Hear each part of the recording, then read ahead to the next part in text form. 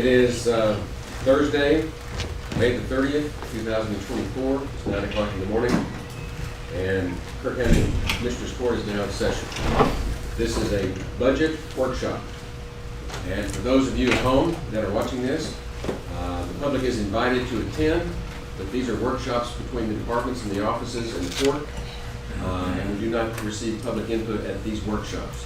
We will receive public input and have discussions and conversations at each of our regular Commissioners Court meetings. And I think the next one is about June 10 or 11, something like that. For this workshop? No. Regular Commissioners Court meeting. 10. And that's when we will be able to receive public input. So as we start in this budget workshop, for those of you that did not get a copy of the attachments to the agenda on Monday, I have a summary in there of what we've done for the last 5 years while I've been in office. As to tax rates, income, the revenues, the expenses, the quote deficit, which is not really a deficit, but an over budgeting problem that I talked about as I explained on Monday, the budget culture, because not 1 year have we had any type of deficit in the 5 years that I've been on the bench.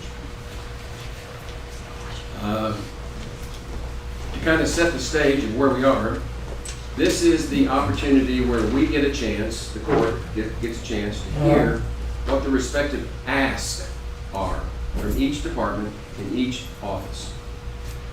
There are 24 elected offices, and there are 17 departments that are included in the budget, so we have input from 41 different groups to tell us what they think the budget ought to be. Just to set the stage, last year our budget was just a hair over $63 million, which included about $13 million, half of which was the Sheriff's Communication System, which were our ARPA funds, and the other half was the Animal Control Facility, Animal Services Facility. And we have to put that in the budget in order to be able to spend the money. So that's why last year's budget was a little over $63 million. I've looked at the compilation of what the asks are from the various departments and offices. And we're about $65.25 million. About 65,287, I think, is what the ask is this year. And so that's where we start. And the first question that I have for everyone is, why are we $2.25 million more this year than last year? And last year included some very unique expenses that we don't expect to be recurring.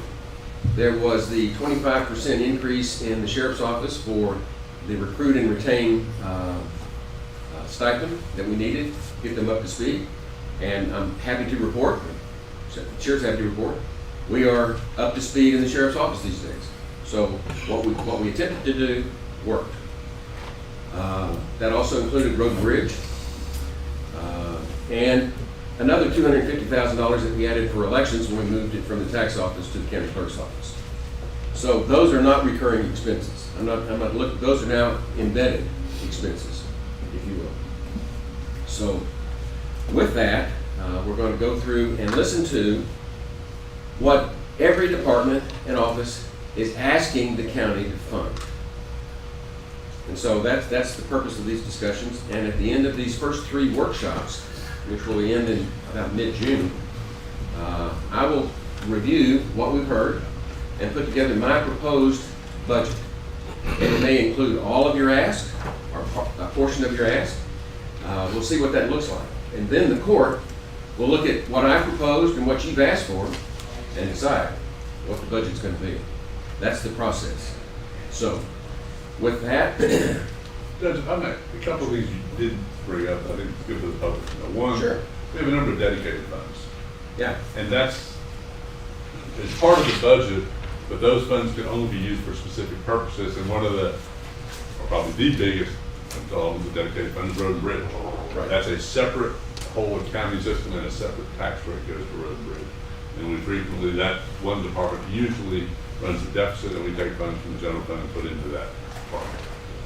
So we don't have trying to just force out, fiscally responsible to do that. And then the other thing is, while you're correct in that the sheriff's increase, the road and bridge increase, and salaries is built into the budget, but it was built into ARPA funds, and it's getting ready to get built into the general fund. And that will have an impact on the tax rate. Maybe not the dollars, but the tax rate. That is very salient. Distinction. Last year, we figured out a way to use our ARPA funds to pay for that. Now we have to put it in the budget, in our budget. But it doesn't increase That the means- budget, but it increases where it comes from. Well, but it means that we're gonna have to pay for it out of tax revenue. Right. That's what it means. And the only other thing that I failed to mention when I made my introductory remarks is that those offices and departments that have not increased their budget by more than $5,000 do not have to come and talk to us about it.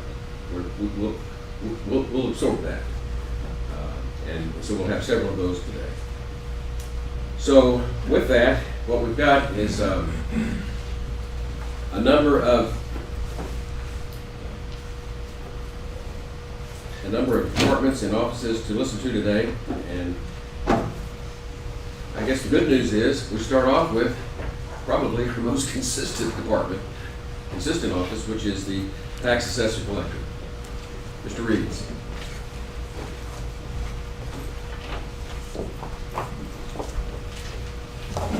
Commissioners, Judge, good morning. I submitted my budget to the judge in the manner required. Also included a cover letter, which I placed in a copy of in each one of your boxes earlier this week. My overall budget. Let me interrupt just a minute, Bob. For those of you that have the notebooks, that's going to be under Fund Department 499. So if you're looking for it, that's where it is. Go ahead, I'm sorry. It's all right, Judge. My overall budget, not looking at payroll or the roll-ups, but the day-to-day operating expenses is relatively neutral, actually showing a slight decrease. The line items that I am requesting increases and I feel are justified. Line item 105, which is bonds and insurance. The increase is actual quotes that I've received from the company that issues our bonds and our insurance, as well as the theft insurance, which I carry on my office, has gone up by about $600 per annum. I will require 2 bonds this year, one payable to you, one payable to the state comptroller. So therefore that increase is based on actual quotes. Probably one of the largest items that I'm faced with in my office is postage. And as we know, postage rates continue to go up. They've gone up 10%, or the second increase will hit in July, and that'll make over 10% increase for the fiscal year. I will not have to have the mass mail out of voter registration cards. That's an every other year occurrence. So therefore there is some change in my postage, actually coming down about $9,000. Software maintenance, this one pretty well will take over my savings in postage during the change of moving elections from my office to Ms. Alford's office. Last fall, I failed to move enough money to cover software maintenance. We were able to use some of Fund 12 to carry the shortfall, but that is her dedicated fund, not mine. So therefore this year I've placed the actual increase in there, and that is $10,500. I am not asking for any new employees. I'm asking for one promotion to a supervisory level. And all I ask for my other staff members is equity in the pay scale throughout the courthouse.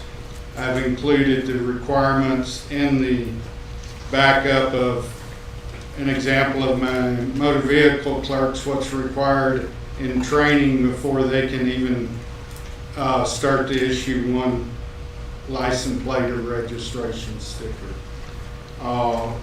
As I said, my budget is slightly down this year.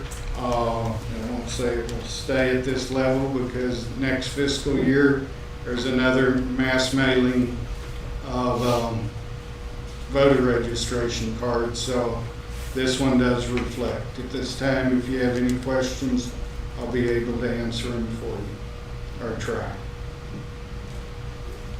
Any questions for Mr. Reeves? No, Bob, you're very thorough on everything. I'm gonna say something, and it's not pointed at you, but because you're the first one up. And we've had a lot of requests for salary adjustments and increases and stuff from different ones throughout the county. And I've told several that have come and visited with me, and that 2 years ago we gave what I felt like was a large COLA, cost of living adjustment of 5%. I think the judge rolled out originally at 3%, and ours and some of the others urging, we saw the inflation and stuff, that our people needed it. And so we bumped it up. Last year we did the same doggone thing, and our employees appreciated it. And I realize that, but we can't keep giving raises. And especially this year, I think things are going to be very tight.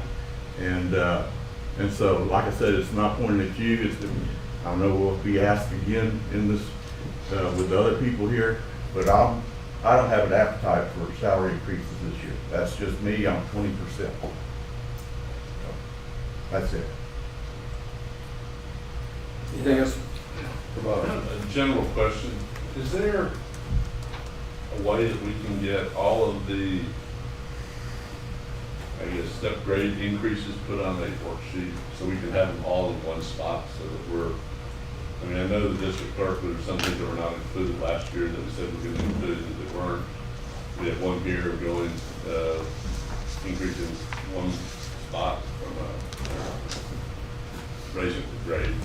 So is there, I don't know the easiest way you could get it, but it sure is simpler if we have them all on one sheet.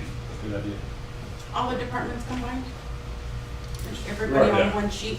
Yeah, all ones. Departments and office. Anybody who's asking for one. Yeah. Okay. And you should also see like a sheet like this in the end of the, either in front or the back of the request. It shows you like the actual dollar amount. Well, we're looking at Yeah. The cumulative. summary. Yeah, summary. A cumulative summary that we can, and Check it it could out be, this way.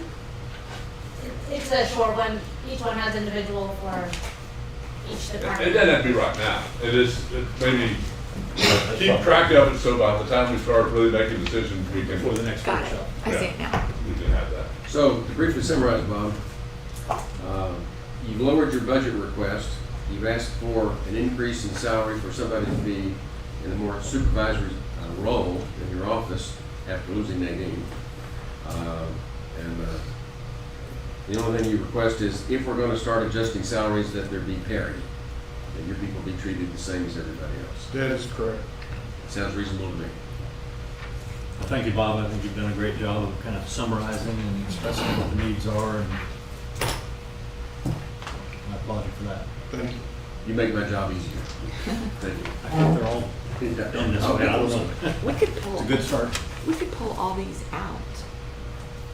Well, we're asking, Well, we don't really need to today. we're looking to get a summary. The summary sheets, well, I don't have. Of all these. Yeah. Yeah, got it. So we don't have individual pages. Gotcha. Okay. May I Thank be you. excused, Judge? You may certainly be excused. Thank you for your service. Escape while you can. You were first. Okay. The Ag Extension Office is not appearing today. They have not adjusted their budget more than $5,000. So now we move on to the county jail, That's Department 512. 512. They're not planning to adjust their budget, are they? Well, we need to talk about the jail. That's one of the biggest functions of the county, is the jail. Yes. All right? Yes, sir. All right. This is kind of the approach I'm gonna take. I'm gonna hit, the jail wasn't too bad, but the items would stick out to me rather large. We were able to go in here and decrease some items, but, and this is gonna be ditto and applied to both the jail and the sheriff's office, what we call our overtime and our holiday pay. Those are quite substantial in both departments that we're having to pick up this year. Prior to me getting into office, there's always been positions open. This time last year, there was about 13 positions open. Those salaries were always, I always thought that was salary savings for me to be able to use that, and I soon found out that's not how that works. But those salaries went towards overtime and holiday pay. I believe I had $100,000 that was in one item, and I had split it between the jail and the sheriff's office. We got that split up last year, but we just wasn't enough funds. The recruit retention package, which we'll talk when we get into the sheriff's office budget, has worked. It's worked very well. And with that being said, we didn't put in there that the 25% increase in the overtime and holiday pay that has to be observed. So when I tell you I had 13 positions last year, now that wasn't all year, but I had positions at the whole time, where today I have 2 and I'm filling them next week, is that, what we're doing is those salary savings, like say 13 positions, that's $585,000. That money, what I'm trying to tell you all is it was always been able to be found. Where today being full, that's not possible anymore. I need to put it in the budget. Once I put it in the budget, it will be there from this day forward. And that is put in there at full staff, which, like I said, the sheriff's office side has stayed full this last year. The jail is just one of those things. I say you're always going to have 1 or 2 openings. For a while we were full, but you can average 1 or 2 openings all the time, which, like I said, I'll go fill those. So those are the 2 biggest ones on the jail. Other things, as I have numerous contracts, maintenance contracts that go up anywhere. They're more in the 4 and 5% range. We can talk about my medical services with WellPath. Let me give you an example. That one's a little over $1 million. They submitted a 5.5% increase to me. I had a Zoom meeting yesterday. I said I'm not going to pay that. Maybe 4.5. Go back and tell your boss. So we're still in negotiations. I did put the 5.5 in here. I'm waiting to hear back from them on that. The 5.5%, that's a $61,000 increase, which is out of my hands. You know what I mean? So some of these are kind of out of my control. Property insurance and stuff like that. But as far as the sheriff's office, the big one would be the overtime, holiday pay, and the medical services contract. But I'll be happy to answer any questions on this jail budget. I did be able to decrease the meals. We decreased $24,000 out of meals.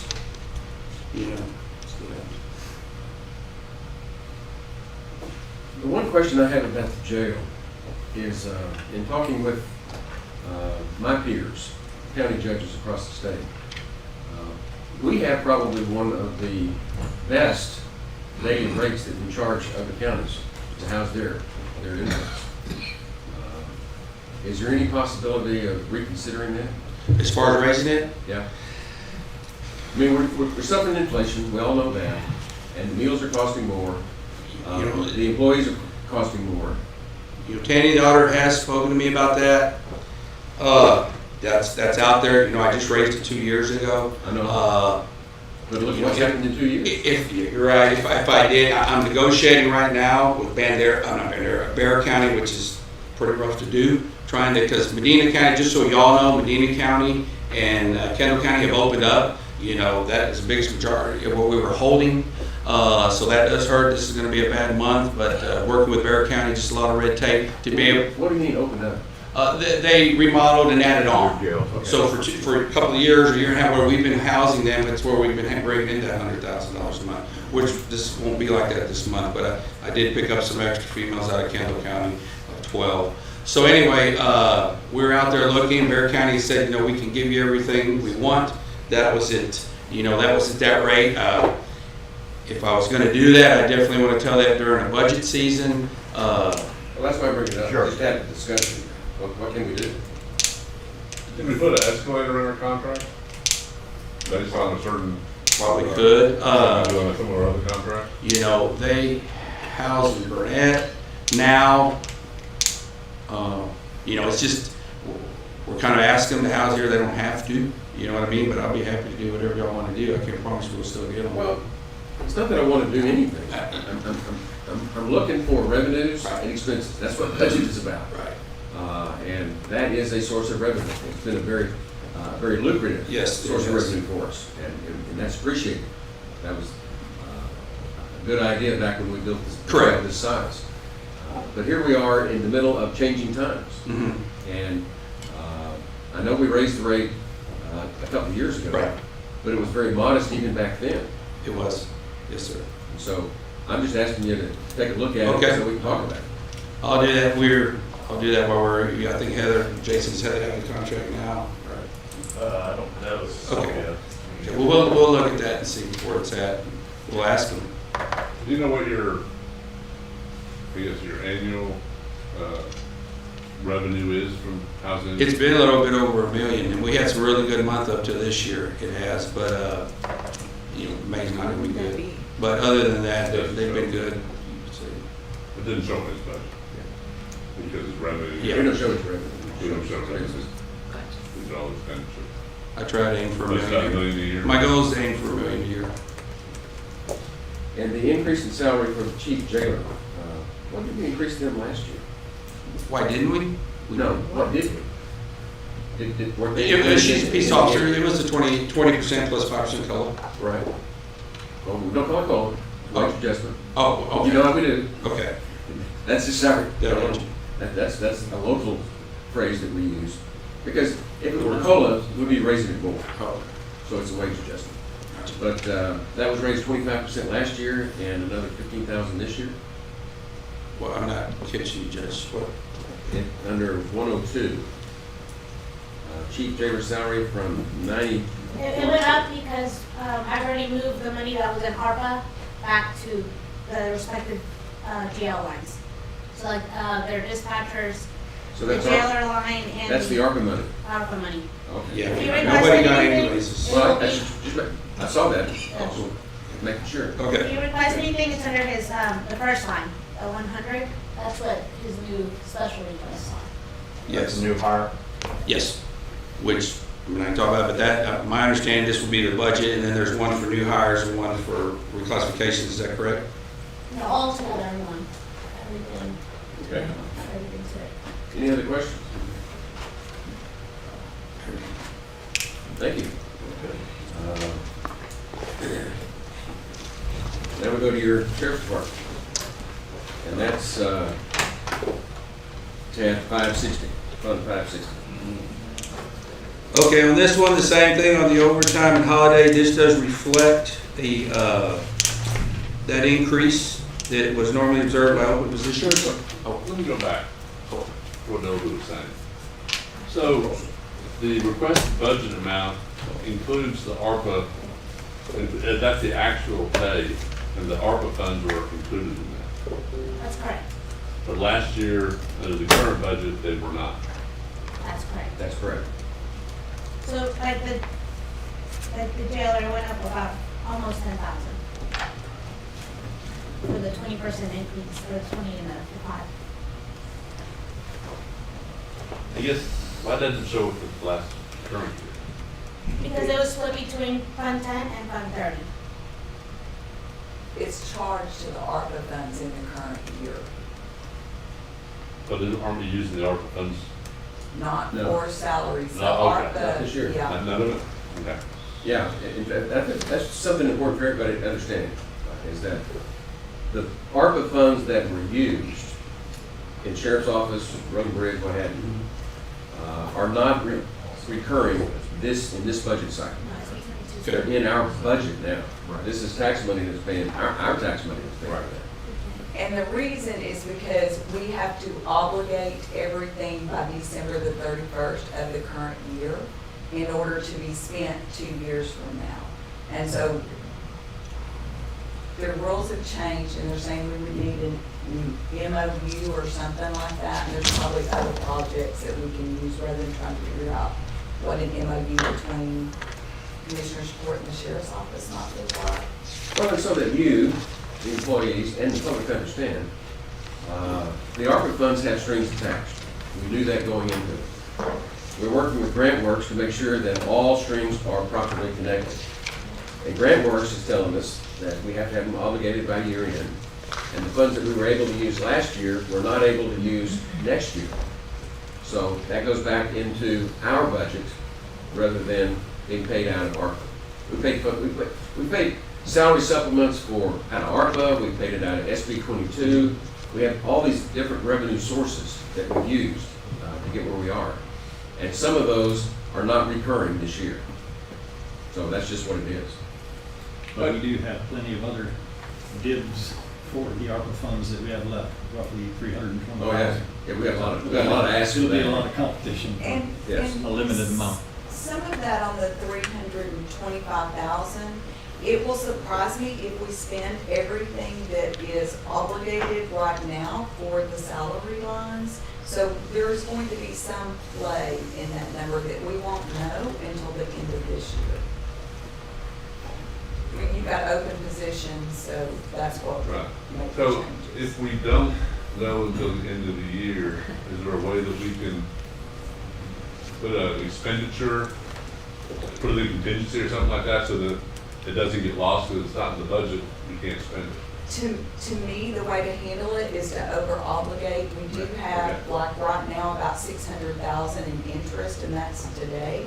And so to me, you over obligate and use the interest to make sure that you're gonna cover, you know, we may budget for 500,000, but maybe that would be enough. And we'll come up with estimates, we're just not quite ready yet. And explain what she's talking about. Curiously, the ARPA funds themselves have certain strings. The interest that we've made off the ARPA funds, no strings. Right. Don't ask me why, but that's the way it is.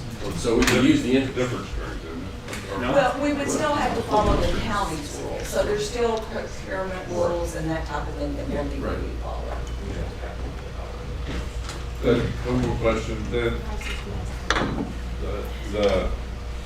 are the SB 22, are those funds included in the total salary request, or are they carried on another fund? They're still in Fund 76, which I think he said to talk about later. He received 500,000, and we're still showing those being paid with salaries. So, But the other office, SB 22 funds, they control, right? The prosecutors control theirs. There are different rules for the sheriff's office than there are for the prosecutors. so I guess my point is that the salary line items in certain offices are not the actual salaries in our general fund budget. That's correct. Correct. That is But correct. they never are at this time of year because we don't know what your wage increase is gonna be. We always just pull forward whatever's there until we end up closer to the end of the year, and y'all make the decision on what the wage adjustment is. Right. We'd be changing them. Yeah, I understand that part of it, but it's just that even at the end of the day, the SB 22 and some of these other special funds, they're not included on the salary line item for certain departments. Correct. And it's just, I'm just bringing it up really for tracking long term. All of a sudden, there's gonna be big swings potentially in salary line items. Yep. And it's because of various funds. But the sheriff's office, SB 22 fund, is a whole lot clearer. Oh, yeah, Yes. yeah, absolutely. Which we appreciate. Okay. And we expect those to be renewed Yes, sir. this coming year. We know for next year, the 2 year money is plan, yes. definitely there, so there can't be any changes this year. Okay. All right, thank you. Ready On for Fund 560. Okay. So make sure it's clear. So we're covering positions and classifications. There's no other meetings. So, yeah, positions, reclassifications, and capital outlay. All right. So Judge, as you mentioned, the recruit retention package worked very well. We're full, and so in this budget here in the sheriff's office, wasn't much, but I was able to reduce the employee medical exams and the testing materials. An employee medical exam consists of drug testing, physical testing, and psychological testing. because we are full, we're not hiring as many as able to. The bad news with that is that what increases, well, you know, my ammo use, my training, which I did increase the training budget, but also the bulletproof vest. If you're full and you know, you use more uniforms, so that went up slightly. But it is good to be full. Whenever I talk to other sheriffs and chiefs, and you know, bear in mind we don't make the highest salary in the region, but we are full, so that's really good to have. I think we're serving the public very well. Everybody's out there beating the pavement. One of the big red flags we can talk about it is my vehicle program. She said capital outlay, that it took a huge jump. I'll be up front with y'all, it did. I'll explain that to y'all. In the last 15 months, I've said many times, I went through 8 transmissions, 2 engines, a bunch of tires. I came into this budget in month 4, I was out of my maintenance money, have to find that other places. You know, I can't control how much hell we got hit real hard with hell. Had a lot of those are all $1,000 a piece. But not only that, with my aging vehicles, which I brought in, I've got still today 23 older model vehicles. We started at 17s, 18s, 19s, and 20s. I'm trying to get my program up on a 4-year rotation. I feel that's best. They're still under manufacturer warranty on the powertrain. We can just get those out. That'll save some of these expenses where they get here at the $100,000 to $110,000, $120,000 mark. Vehicles in 3 years, outfitted have went up 47%, okay? You know, if I can tell you any good news, we work with Enterprise regularly. They are starting to get the inventory there. They are looking at the incentives coming up. They're not there today. You know, I've got 3 vehicles waiting for this year that should be coming in the next couple months. I did put in for eight new units to try to catch me up. At some point, I'd like to be at 6 a year. You know, we want to get our patrol shift to 7, probably need to be 7, you know, and rotate those out. It's 6 now. Yeah, it is. Well, we should start our first shift with 7, and then I'll talk about the new deputy I'm asking for. You know, we want to get to, when I talk about that, you know, I look at Kendall County, and we're very similar to Gillespie. You know, they're running 7 guys per shift, working to 10. I don't see that happening. But, you know, I want to get to 7. I mean, I really need that out there, because when I say 7, you don't ever have 7. But now the PTO, time taken off training, you know, vacation stuff, you don't have. You know, we're good to have 6. Mental health transports, I was going to send you all an email on that. We had 6 the other day. We can't do that. We can't do that. We just can't, you know, do that. I don't know. I'm not getting much help from MATD, unfortunately, but someday we're going to have to figure that out. But, you know, so those take up, you know, that could take up a half shift. We're going anywhere from, if we're lucky, we go to San Antonio, San Angelo, Austin, Milton, something like that. That's for a different day. But I'll be happy to explain any more on the vehicle program. That is a hard hit. That's what I feel I need to submit with y'all, but I'll be more than happy to visit. I mean, my program is, you know, or that we just pay on the maintenance side. I did raise it up a little bit on the maintenance side, only because, like I said, I ran out in the first 4 months this year.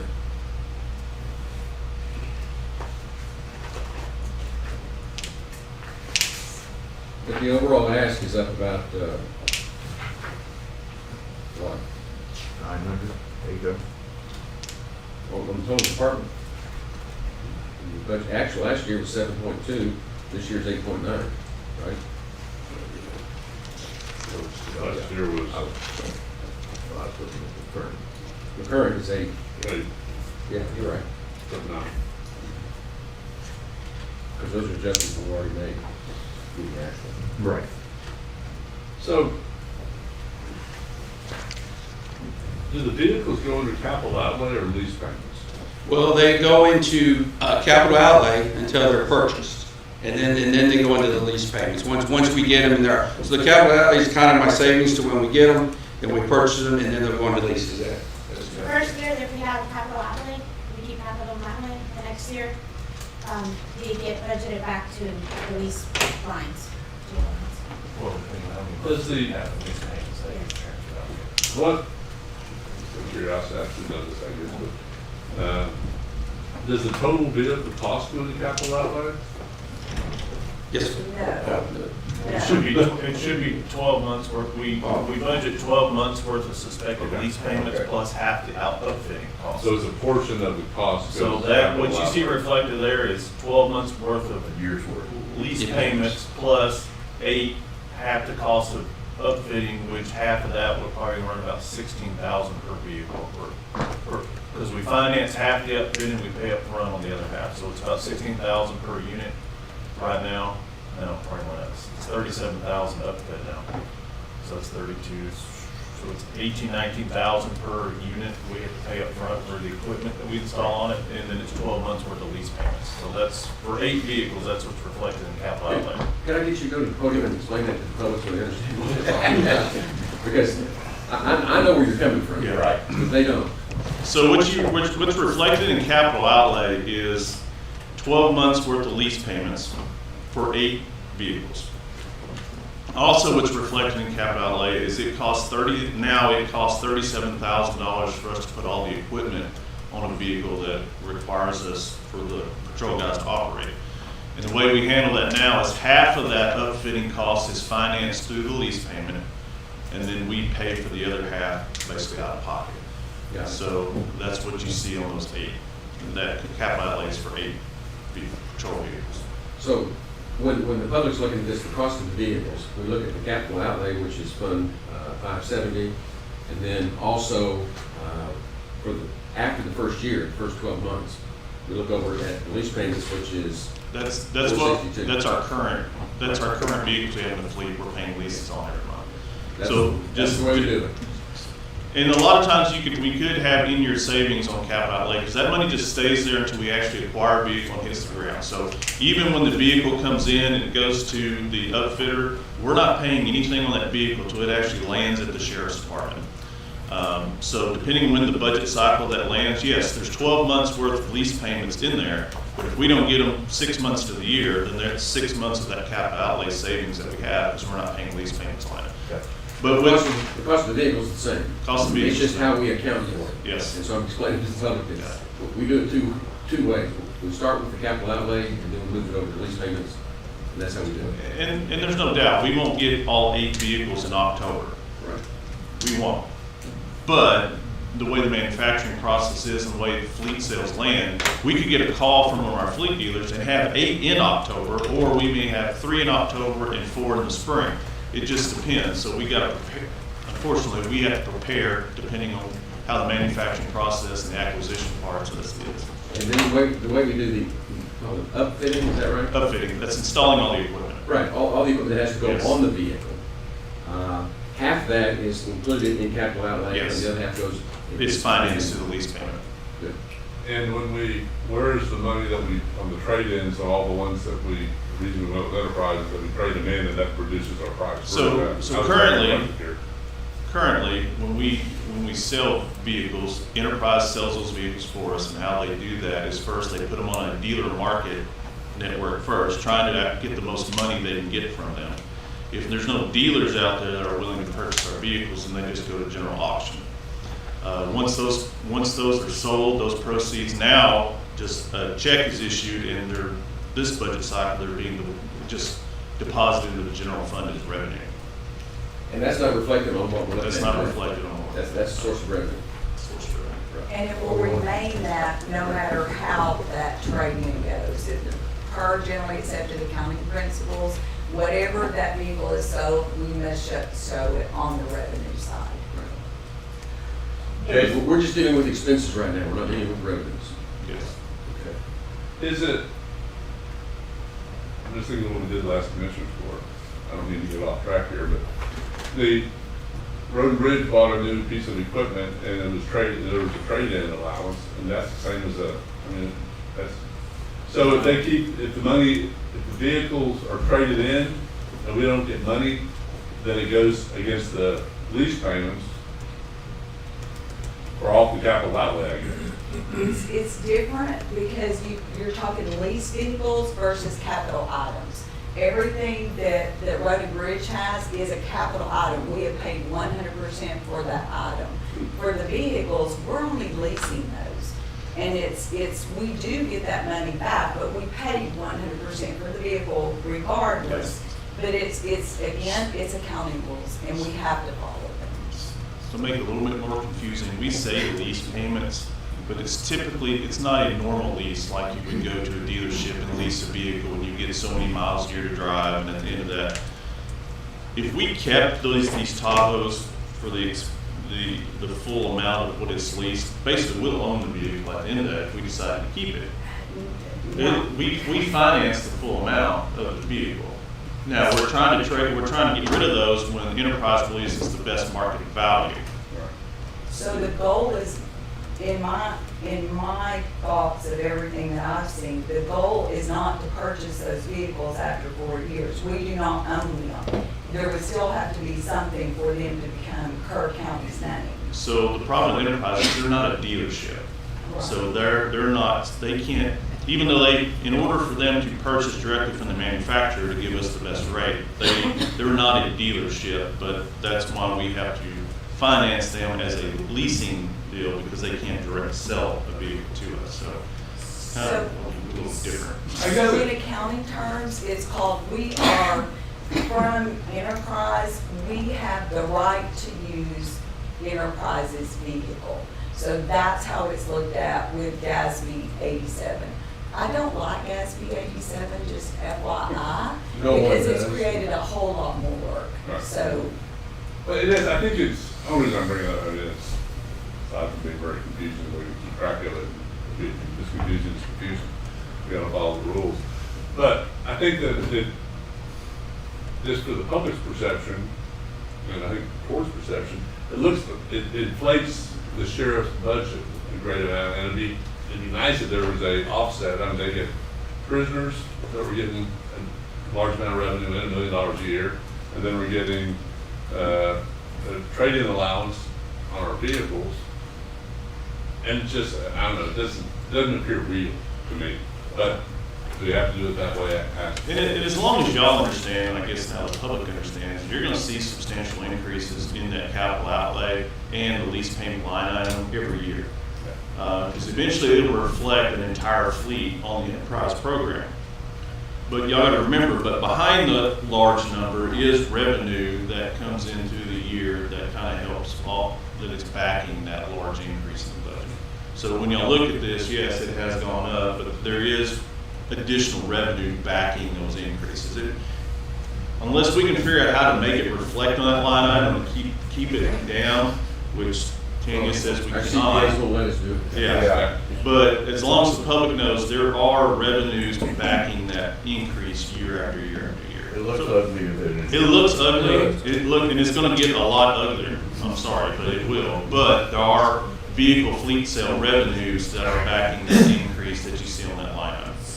so is there a chance that we can maybe even, instead of financing the upfitting cost, go ahead and 100% pay for the upfitting cost, and then we're minimizing the amount that is coming through as a lease Yeah, payment? so that will drastically increase your capital outlay budget, because then instead of roughly 19,000, we're gonna put around 37,000 per vehicle in the capital outlay. We can't do that that way. But that could be paid for with debt funds instead of with operating funds. So what you're saying is we could use debt funds to pay up 100% of the upfitting and just lease the actual vehicle now. So that would show a reflection in the lease payment.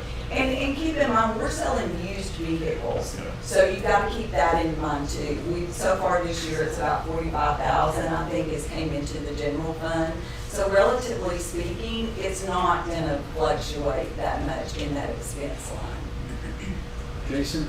Yes, sir. Question for you. Under the terms of our lease with Enterprise, describe, is any maintenance included in the Yes. lease? So Okay, part what of, about we the warranty? What do kind of pay, warranty we do pay a have? maintenance fee. There is a maintenance fee attached within that lease payment, which includes basic maintenance. So like our oil changes and stuff like that. We have contract, well, not, I don't want to say contract. There are people that, I guess they do contract with Enterprise to provide services, so it's not our contract. And yes, monthly maintenance and stuff, there is a monthly maintenance fee that we use, and they'll go get their oil changes and stuff like that. So yeah, it does cover some maintenance. Okay, so what doesn't get covered that results in a maintenance budget of? A lot of that's our older fleet that's not on the Enterprise program now. still got a fleet. They track that stuff for us. I mean, our entire fleet's tracked through the enterprise system, so we can see what it's gonna Next cost. question is on the warranty. I mean, what's covered on the warranty? How long does the warranty Well, I mean, last with the lease? Basic same warranty every other person gets with a vehicle. Well, I'm just wondering, because you guys are kind of hard on equipment. So that's why we're looking at a 4-year transition.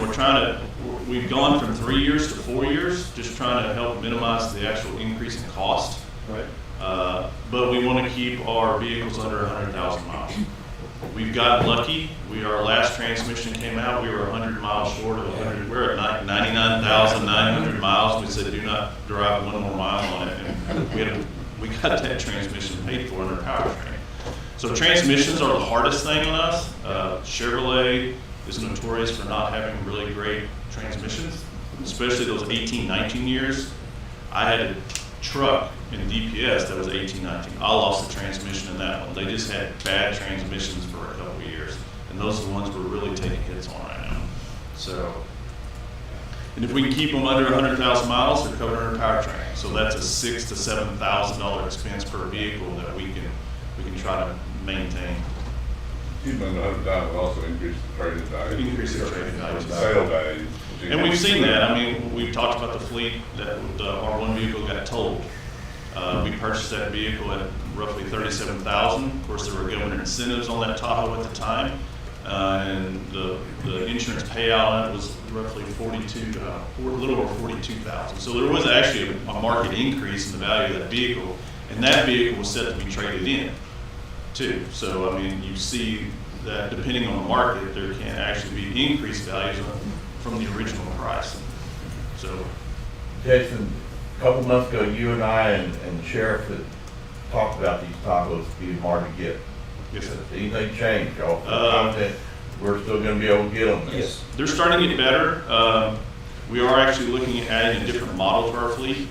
Like I said, we currently have Chevrolet's putting out a police package Silverado pickup truck, crew cab pickup.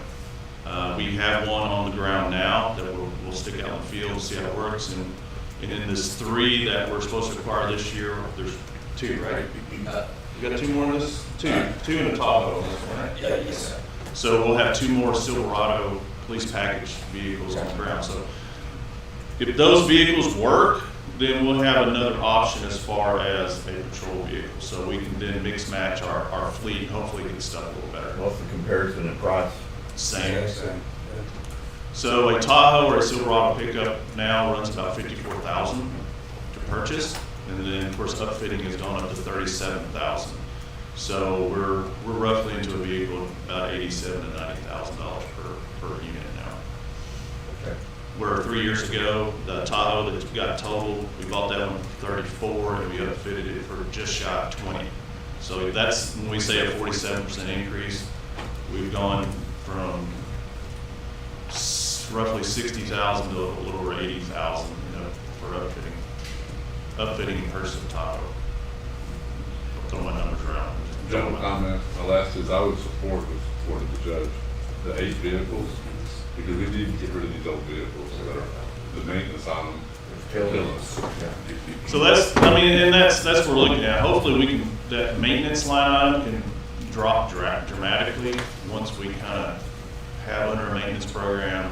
Don't worry about powertrain warranties, engine issues and stuff like that. I mean, that did kill us this year, so. And the sheriff is very diligent about every time there's a thunderstorm comes through, we're driving vehicles to the ag barn about 3 times a week.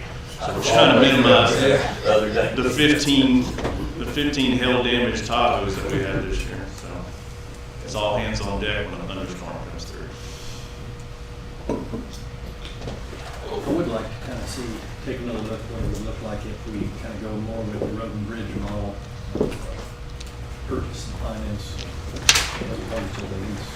One note on that, as Commissioner Harris said, yes, and we've talked about Tanya running that stuff to a debt note. The problem is it's the acquisition of the vehicles. Because you've got an entire enterprise network that's locating vehicles for us, all of us from dealerships to fleet sales, and it would almost be a full-time position for somebody at our office to call every fleet dealer look at who has this and who has that. To get vehicles now is a process. And like I said, we got 3 vehicles on order. Last year, GMC was only manufacturing 4,500 Tahoes for the entire United States. And that included private sales too. And for us to get the ones that we got, that's Enterprise that did that for us. So. Chris, I agree with that. I think it's better to try to do it because it gets out of the M&O budget. Just to do that. Yeah, but it's very problematic, so. Yeah, I Well, understand. here. I'm just saying that we should look at it, and who else is out there? Is there any way that Enterprise could continue to support it without leasing them to us? No, That's their business. That's their business. Yeah. And they make, and relatively, they make very little. Yeah, we went down that same track, so. We've been there. done Yeah. that. And what I'd like to share with the court while we're on and the public is I know it's a big ask, but I feel I've done my part to share to find other ways. I brought in $1 million a year for the last 3 years. In this last year, I have purchased, which you can count it or not, that Bearcat at $319,000. You know, I would never come to the court for that. I have purchased 3 other units at $80,000 apiece, $240,000. I purchased 2 OLS out of OLS funds. I purchased out of my commissary $80,000 Suburban because that transmission went out, it was wore out. I bought a seized, out of my seizure funds, I bought a Tahoe at $35,000 that was worth $100,000+. So I really feel I've done my part. That is, you know, before we want to count the Bearcat, other vehicles I brought in my fleet at no cost to the county.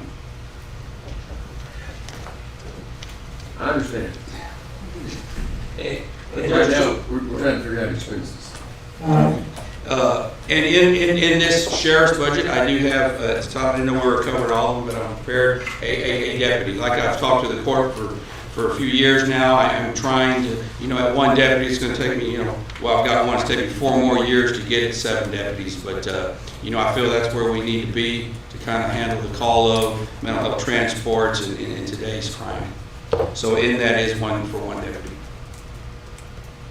which is new hire, talking.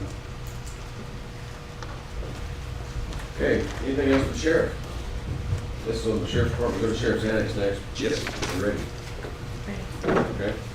This is, 564. Yes, a slight increase of that of 5%. Utilities, you know, utilities cover, you know, electric, the water and water services. It's kind of hard to say, well, you know, how much electricity you use. Seems like it's getting hotter nowadays, but there's a slight increase there. Any questions about that? Very good. One more. The Mines of Health and Emergency Services. That's 6:30. That's emergency management. I'll give you some good news. I went down a little bit on that one. Not much, but yeah, we went down. That's about 10,000. So, and then I dropped down. I'll come back up to the sheriff's office grants. Right. yes. Okay. Or, you wanna go ahead and do them, or Which ones? his grants? He has, Fund 76, Okay. we'll go to the back of the, Yeah, back here. So, I don't think we normally cover this, but I mean, this. We're almost there. Okay. Okay, Fund 76. That is Is it for- grants. that's his SB 22. Now, I have Operation Lone Star here. So there's 2 things going on. Okay. So for your grants, you got Operation Lone Star, Operation Stone Garden, and then the Senate Bill 22 is all in this same. Okay. And so Operation Lone Star is a grant, and generally, we do not, I don't know the ending date of Operation Lone Star, but it's either 9/30 or later. So we don't go ahead and budget that at this time, because we don't know if we're even going to receive the grant. I don't think the grant's been, We haven't renewed for starting for 24, 25 yet. and so it's a little too early Yeah. to start that, not knowing what it's Right. going to be. Well, The Stone Garden doesn't end until either February. End of February. Okay, it's the end of February, and so we'll have carryover from the current year, and we're not predicting that at this time either. If y'all want to, that's fine. Jason. Jason. So Stone Garden it runs on a different cycle. Of course, that's money comes from the federal government. So that grant ends at the end of February, and the next grant period will start March 1st. I thought Scott Gage came in that last time, accepted the money. That is in the current year Yes. budget. Yes. We won't know what Yes. is to be transferred to the The next next year, year you're right. until the end of the year. So that we did, it was the 160 something thousand, which will pay for overtime and some additional equipment. And that will be in this year's budget, right? Yes, there will be leftover money. Yeah, it'll be because carryover of the grant period. Between October and February, into February. So there'll be some carryover on that. So for Senate Bill 22, they're going to receive 500,000, and they still have the 500,000 being allocated between salaries and the payroll taxes. Yes. And that's what we have in the proposal, is right in the Yes, 500. yes.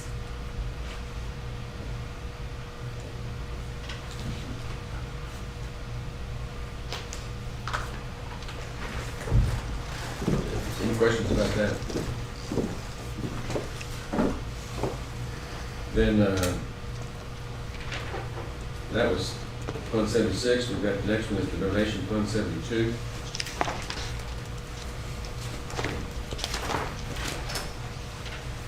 But just before we get off so later in the budget process, at least the Stone Garden funds will have money in it, and that will decrease salaries off of the sheriff's fund. No, Senate Bill. All right, so overtime on Operation Lone Star, which we're paying now, and overtime on Stone Guard is totally separate from their salaries.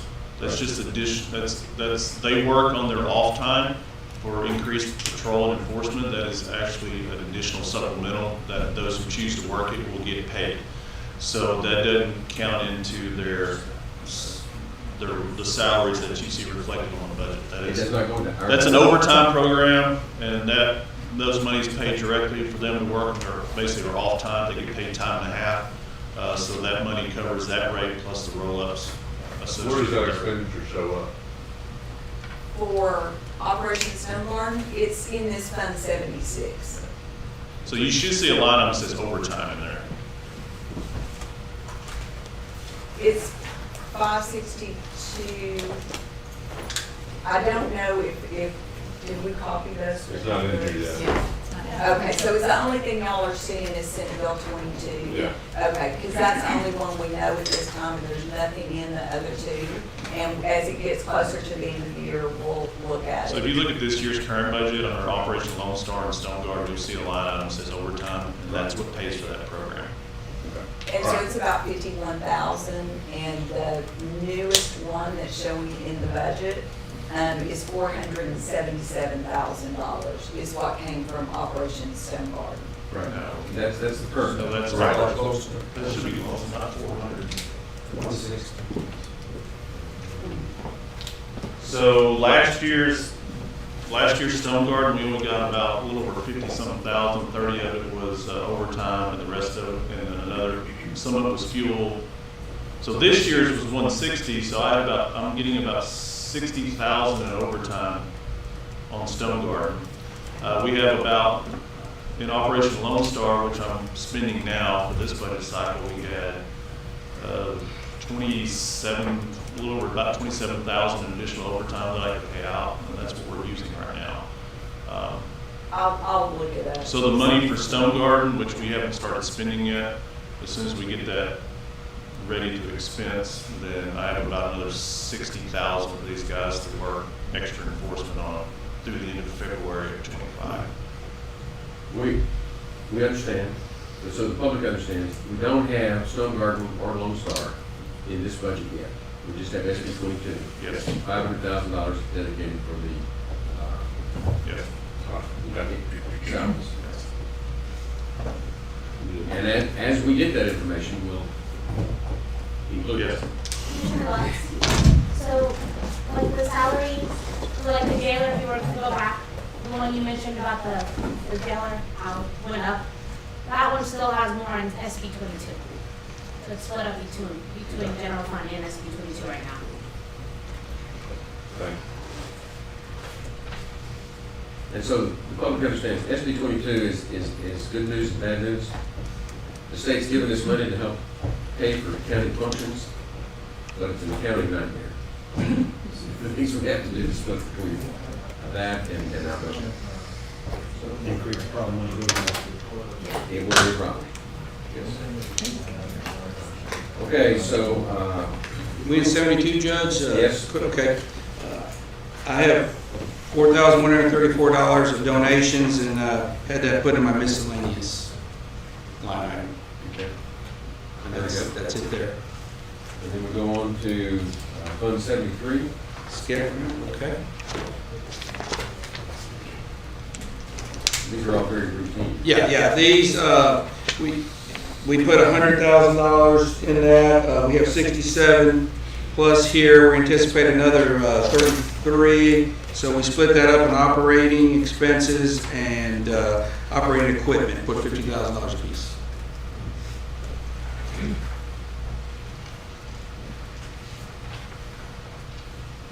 And then the next one is 82.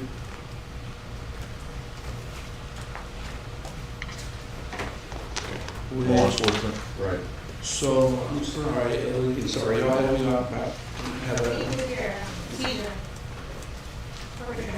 short, okay, 59. Oh, wait. Well, yeah, that's 50. Chapter 59, it's Fund 82. Oh, okay. Yeah, chapter 59, season. I have it here if you need it. No, okay, wait, let me get over there. Okay, got you, okay. Basically, had $74,000, or y'all want it? Yeah. I just kind of broke that up between the different line items. Just, Very routine. okay, yes, sir. Okay, that one down. I think that's got you then. Well, I think I do a little bit of talking on ARP, I'm not sure, but we'll wing it. 30? Okay, Fund 30. Yes, I might need some help, Tandy, on this. Fund 30 and, within Fund 30, you'll support 654. Say what? In Fund 30, the tax Fund 30, Yeah. you'll have to flip through pages to, within Fund 30, there's our department 654.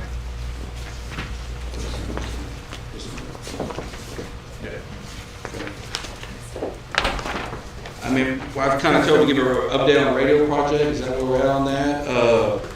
Basically, talked to him between yesterday and today, we're about 70%, he says, kind of right now. Bear in mind, I held it up for about a month or so on the Comfort project. We're back up and going. I know there's been some talk about my project manager. He started in February of this year, and he should be running out, no, February of last year, he should be running out August of this year. And, you know, not quite sure, you know, if I have enough money, we're gonna try to stretch it. He's being paid out of ARPA funds, we're gonna try to stretch it as long as we can on that. So, anything else? That's all, And this is another one of those that we'll have to true up at the end of the year because we're not sure how much Motorola will have billed us.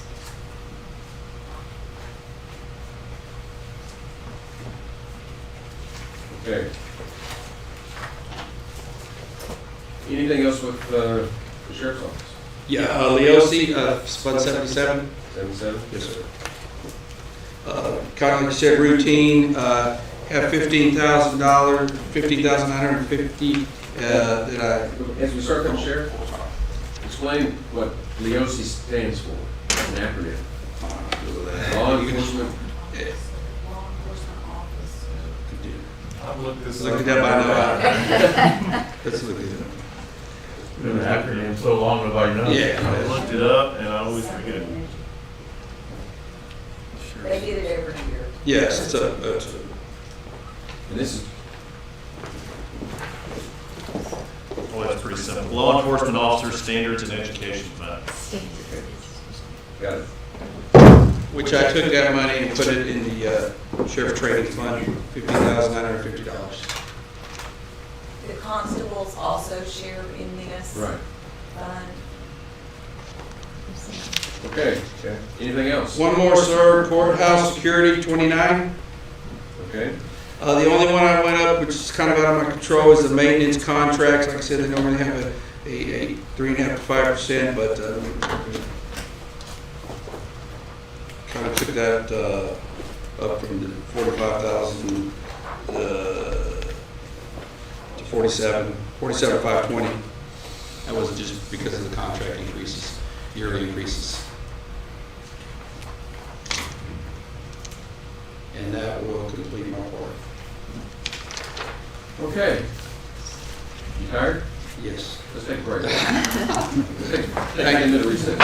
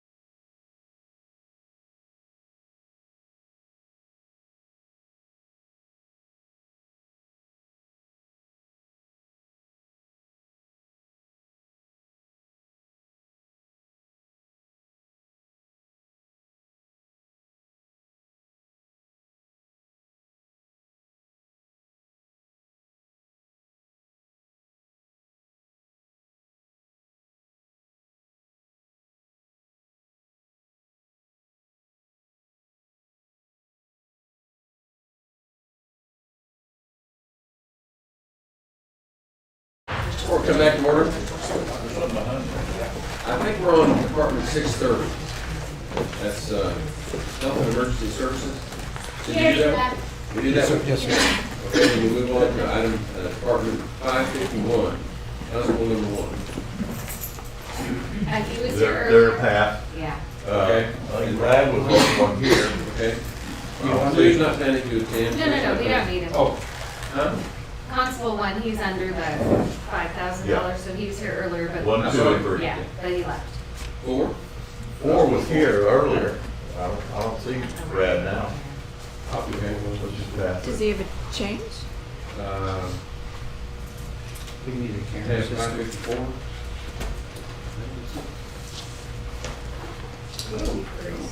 No? Brad should. No. His current budget is under 4,000 and he's requested 96,000. Oh, we went So down. that's He went down. That's why. Okay, we'll Take it right over there. No, that's right. Okay, then we move on to Department 408, Information Technology.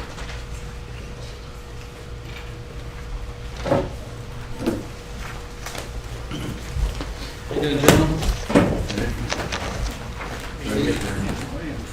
There you are. Okay, Scott. All right. I went a little light this year, trying to finish up some of the projects that are in the works. Before we bite off more, than we can chew, being short-handed. I'm asking for $1,170,310. What are the main projects in the works? We still have the network project. We still have the backup project. We also have the Active Directory project.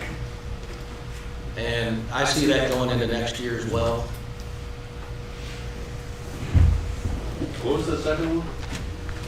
Backup. The backup, Back up to, like, just backing up, servers, everything? desktops, everything. And what's the Active Directory project? What is that one? That is this year's budget. It has not started yet, but it's been approved. And it'll be a major undertaking. What is What it? is it? What is it? Oh, Active Directory, that's everyone's usernames. So we're on a domain here called Odyssey. We're going to be rebuilding those domain controllers from ground up. Okay. Anything else we need to know? I have just a question. Why is some software maintenance for other departments under your account, and some of it listed under other? Okay. I've been in this position for 2 months. My guess would be, my guess, and again, it's a guess, it would be that if it's specific to the department, they pay for it.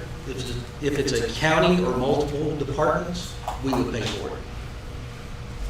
Makes sense. That makes sense. So did each of those come forward with their wishes and wants for the year? Some did, and we did have a conversation, different departments, there's like, hey, are we gonna add this to our budget, or are you picking it up? So we had about, I'd say 3 or 4 departments reach out and ask those questions. Well, if you get wind that somebody wants to put it in your budget, let us know. If it wasn't Yeah, before. if it's not already there. So road and bridge is in your department, right? What's that? Who are the 3 that are in your department? Road and bridge is one, right? Their software. One of the items for road and bridge, I think the timekeeping. Okay. Who else is in yours? We used to carry county clerk's office, I believe, and now now that they moved over to the new system, I think they pay it direct. So that came out of your budget this year? The one prior came out.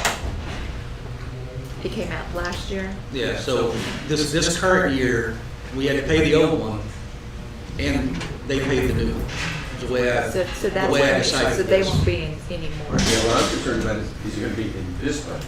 Right, so you're saying no?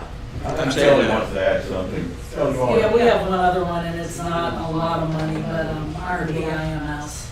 Okay. So you, If so the you court have two approves, softwares in his budget that Yes. you're using in your department Maintenance, or yes. his? Okay. But we're gonna propose a new software, and so that RDIMS would probably go away if the court approves. So you're coming in later talking about something that's in his budget right now? No, Okay. no. So, So that- all in our budget. I'm confused. Yeah, I am too. I just wanted to make sure that there was two from Road and Bridge that he currently has. And what is the second one? RMB, IMS, we use it for Which is- public requests, things that, people call in or things that we know need to be done. And do we understand correctly, that may change in this budget? Okay, I'm good with that, that's all I need to know right now. I don't know, Maybe. right now, at some point it would be, I think, good, and not right now, 'cause I understand that, trying to keep track of it, that if it's a department Yeah, software, they're, this should be in the department. right. And the only thing that really should be in yours would be something like Odyssey and some of those that That are goes countywide. everybody. And that Yeah. way, I think it'd be easier to keep track of what's going on, and it doesn't have to be done right away. It would, because you have a big one that says software, and there's a bunch of them in there. We don't know Well, what the that new is. one, that we're proposing, Of what's in the there. current auditor's office has asked for those fees, if it gets approved, to all be in Road and Bridge's budget. To have a They weren't here when those other programs came about. And this is not your fault, Scott, this is just. it's been that Yeah, way we're just forever. trying to- We're just trying to. Looking, Make it easy to Bob, understand. what did you want to add? Just if I will, all of my tax software and accounting software runs through IT right now. So my budget that I presented earlier has none of that in there. So, Is it in this though? It's in this budget. yes, I sent it to him, but when I was listening, he was saying that it should have been in ours. So I just wanted We're not to- fussing at anybody, No, no, we're just no. trying to know where it is. In the future, It would be really handy if we get one statement that lists all the software that's utilized by the county and then itemize, which is IT versus a specific department. As long as we know, 'cause IT should be aware of every software that's being utilized, just to make sure it's compatible and, has proper safeguards set up. But anyway, Bob, you guys want to today. get down here? the software maintenance, My next question, Scott, where did we land on Office 365 and Microsoft 365 and the whole email issue? Well, I think that needs to be a confidential discussion, Executive session, executive session. Okay. because we're negotiating. Okay. No problem. So that is not in this budget. We understand that. If we're gonna talk about it, we talk about it in the executive session as part of contract negotiations. Anything else for us today? No, it was pretty straightforward. Like I said, I had to decipher, reverse engineer. Okay. Bruce had, decent notes, so it was easy to follow. Thank you. Human resources. Department 493. 493. Pardon? 493. we got it.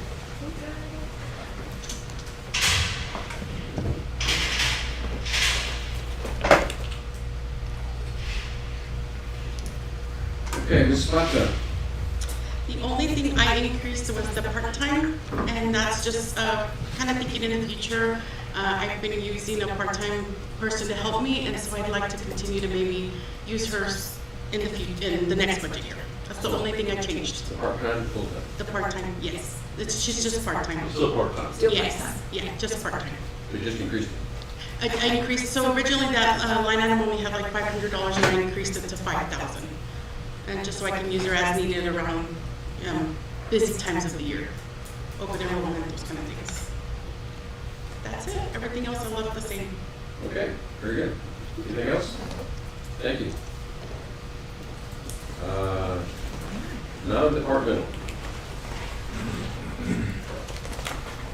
That's tab, 409. 409.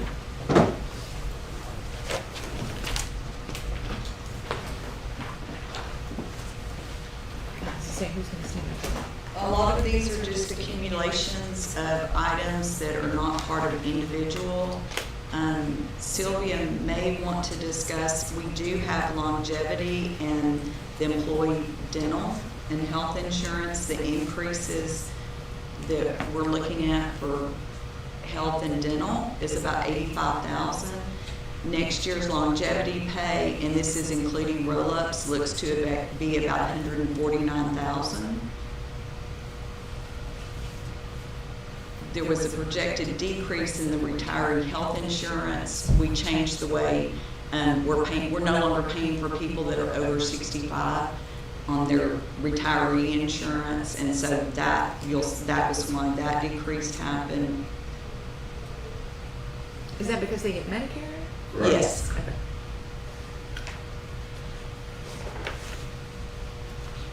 The workers' comp went up some. That again is the effect of ARPA moving that back in. Insurance liability, Sylvia, was it 20% increase that you're projecting? Yes, that's the number I got from TAP.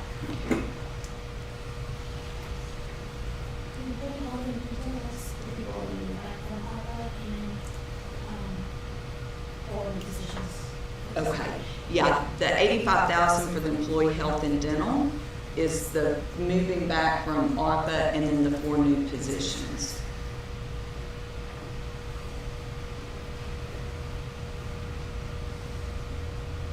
We do have the 500,000 in here for the Hill Country Youth Event Center projects. And 200 for the transportation, animal regional transit. Yes. What number is that? 416. 410 is the event center, 416 is art. Oh, art. Last year, at the end of the year, we added 500,000 toward the end for professional services in 486. That was taken out. That was in anticipation of that lawsuit, right? Yes. To increase. We budgeted for that. We didn't spend it. This did increase the contingency line item on 571 back up to 750,000, which is where it started at this year.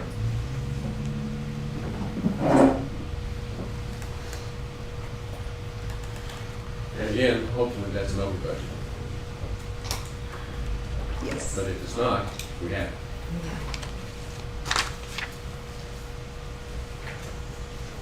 Anything else on none? Comment on their over budget, just so the public can understand something, is that if it's not in our budget, we can't spend it.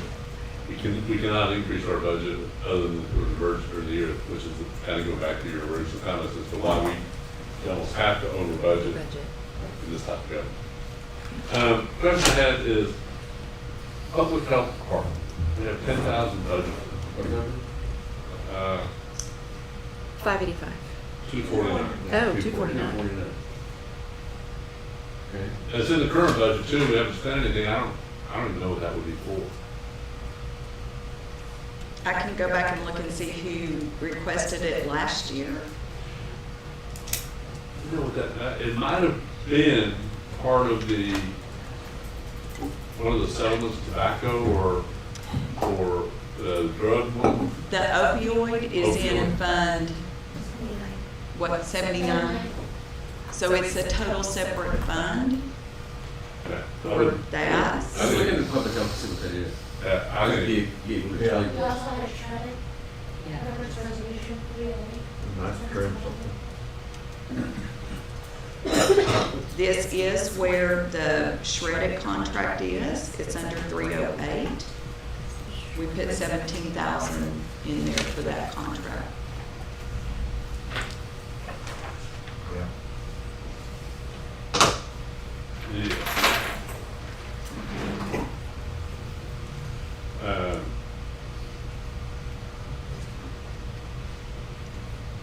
The other item, and this looks like we're spending the current budget, so I don't know that it may just be a board action issue. Pauper burial and autopsy inquest. That number covers the transport fee, right? The autopsy inquest. Correct. And I was asked probably 6 months ago to look at that, maybe longer. We haven't changed those numbers. Well, autopsies are a lot more expensive than they used to be. Yeah, but we haven't changed those numbers from the transit, from the local transport fees for, and body bags and all that. I want to say probably since probably 15 years. So anyway, And something we probably need to look at because one of the funeral homes contacted me about it. Anyway, I'll put that on agenda. It's agenda item really to change those fees, but that may have a slight impact. Yeah. They're wanting more money. Yeah. They want to at least cover their costs. And so that, Jonathan, does have its own line. It's 403, first call transport. That's what that is? Yes. I wasn't sure which line item it was.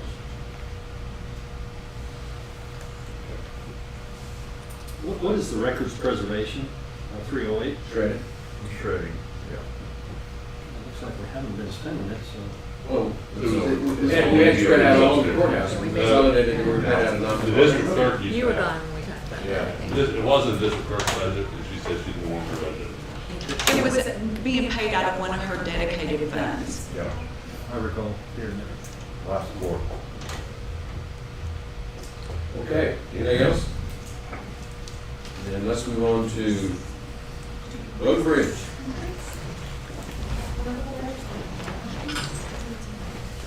So that's, 515, 612.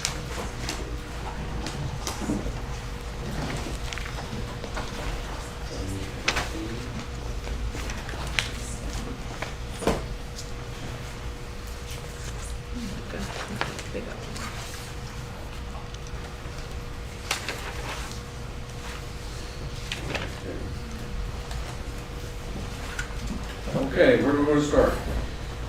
The first thing that I would like to remind the court of is last year, Road and Bridge allowed the court to freeze 3 positions. We have the three employees. Yeah, Yes. yeah. And the other part also was special projects. That's the line item that we use for road reconstruction, that we hire a contractor. We gave that back to the court. It was probably $800,000-900,000 that we had given back to the court. So you are going to see that added back in. Which fund What is- number was that? The road construction number? It should be under, well, now they've broken it out to the road name, but it used to be special projects. And It used to be 580, 15, 612, 580. thank you. Okay. Now it says Bear Creek Road. The one above it is another special project. Yes. Pikes Peak Road. Which is much better. Charlie and I were talking about it. You know, sometimes we'll get asked a question on a project that was 2 years ago, and if you don't have the actual name of the project in there, and it's just a very general thing, it's kind of hard to remember those things. So we were very happy that the auditor's office actually listed them under the road name. And then I guess Ander's Bridge, is that right away? Yes, yes. That's a special project also. Yes. And Pikes Peak is the one we just got a bid on, that the court needs to decide if we want to. Let's talk about Pikes Peak for a minute. Okay. Refresh our recollection of what we were about Pikes Peak. Okay, That's the well- one over off Kerr Creek, right? Yes, for Turtle Creek. Pikes Peak Road was accepted in 1981. It was when the road system was under a precinct system, it was not under a unitized, so really each commissioner was their own road administrator. So Pikes Peak has a hill that is very steep that comes into Upper Turtle Creek. And Charlie and I went out there, gosh, I bet you it's been a year or two ago. Charlie's got an instrument that we're able to do grades on that hill. And I don't know how many shots that Charlie took, but it was quite a few. And out of those, 28, 3 of them were at 28. And if you look at the current road, 28%. yes. It's a grade.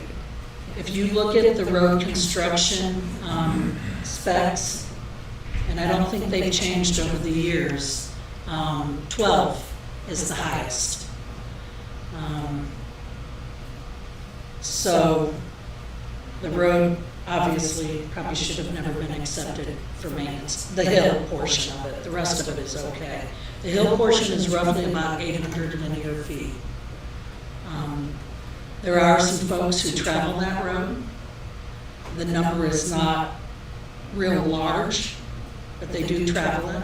There are 2 other roads that you can take that'll bring you back into the same area, so it's not, They're longer, right? yes, Take some time to get there. little bit. I'll let the commissioner, Is it 1.3 miles from one end to the other? Is that what it was, Charlie? The Pikes Peak, Uh-huh. I think it was about that. It's like That sounds 1.3, about right. 1.4 miles. It is not a fast road, so it's between 3 and 5 minutes to go around. What's this reference, the back road going into the horizon? I don't know the name of it. You know that Ranger,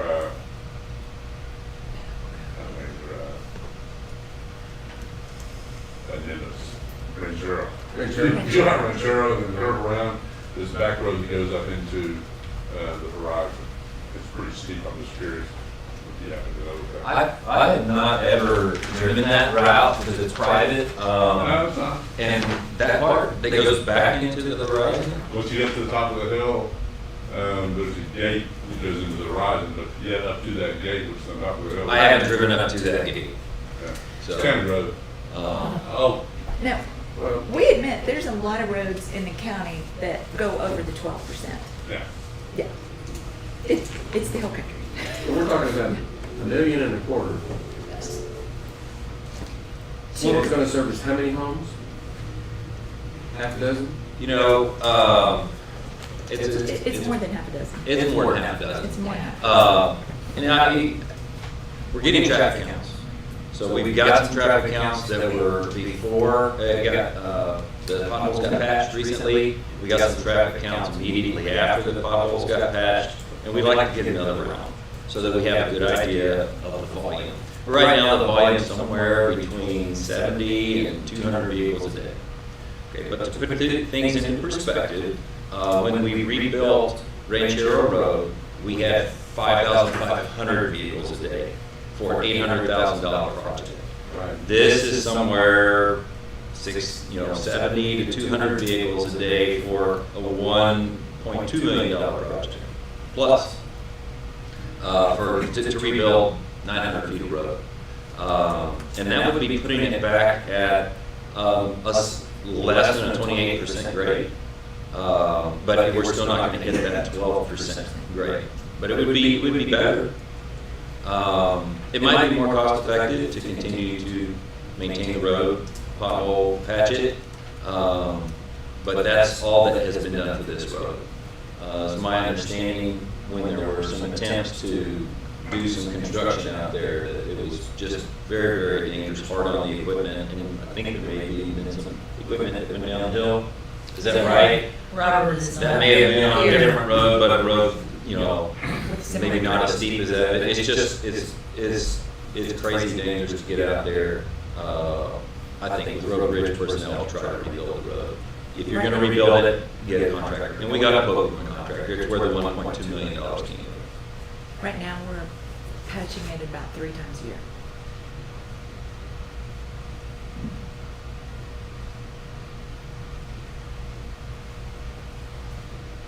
Seems like a lot, but it does for me. I think that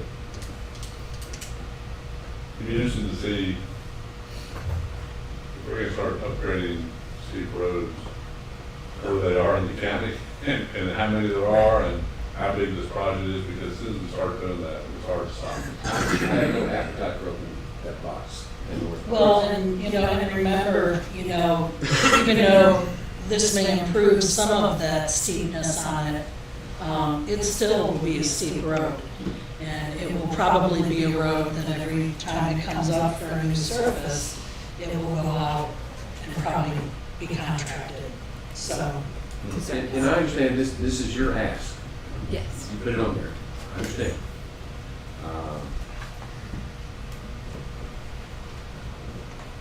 Have we looked into what it would take to just abandon the road?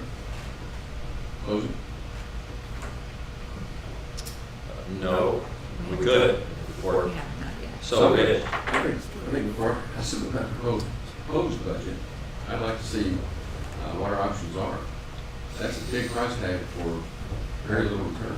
I agree, we need to know the options. I appreciate the ask. You're doing your job. Appreciate that. How much do we spend just filling potholes, and doing little repairs each year? You mentioned 3 times a year we go out there. What does that cost the county?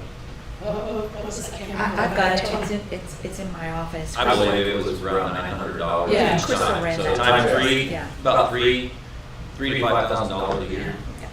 Yes, Big difference. big difference. That's a lot more cost. It- Water. Again, these are rough numbers. They're not crazy rough though. They're pretty accurate. But if you look at when we rebuilt Rancho Road and you look at the volume, the year that we did that, our cost benefit analysis was about, was it $95, $97 per mile per vehicle? Okay, per mile vehicle. About under $100 per mile vehicle. This is somewhere in the range, anywhere from $37,000 to $97,000 per mile vehicle. So that puts it into perspective. Well, that's something that people need to think about. Right, we make this decision. I think it's, I won't be around probably, so I don't have to worry about it. I think it's bad policy to abandon roads where we have taxpayers on those roads. Oh, yeah. Just in general, so, you're not gonna abandon the road unless 100% of the people that use that road want it abandoned. I think that's a very bad policy. But I like the patching. Yeah, patching's good. And the people buying That's the roads, understandable. the people buying the roads, you know, they understand what the road is like when they, moved out there. If people wouldn't have to go too far to cross the county line and see other county glitchy roads and stuff, you know.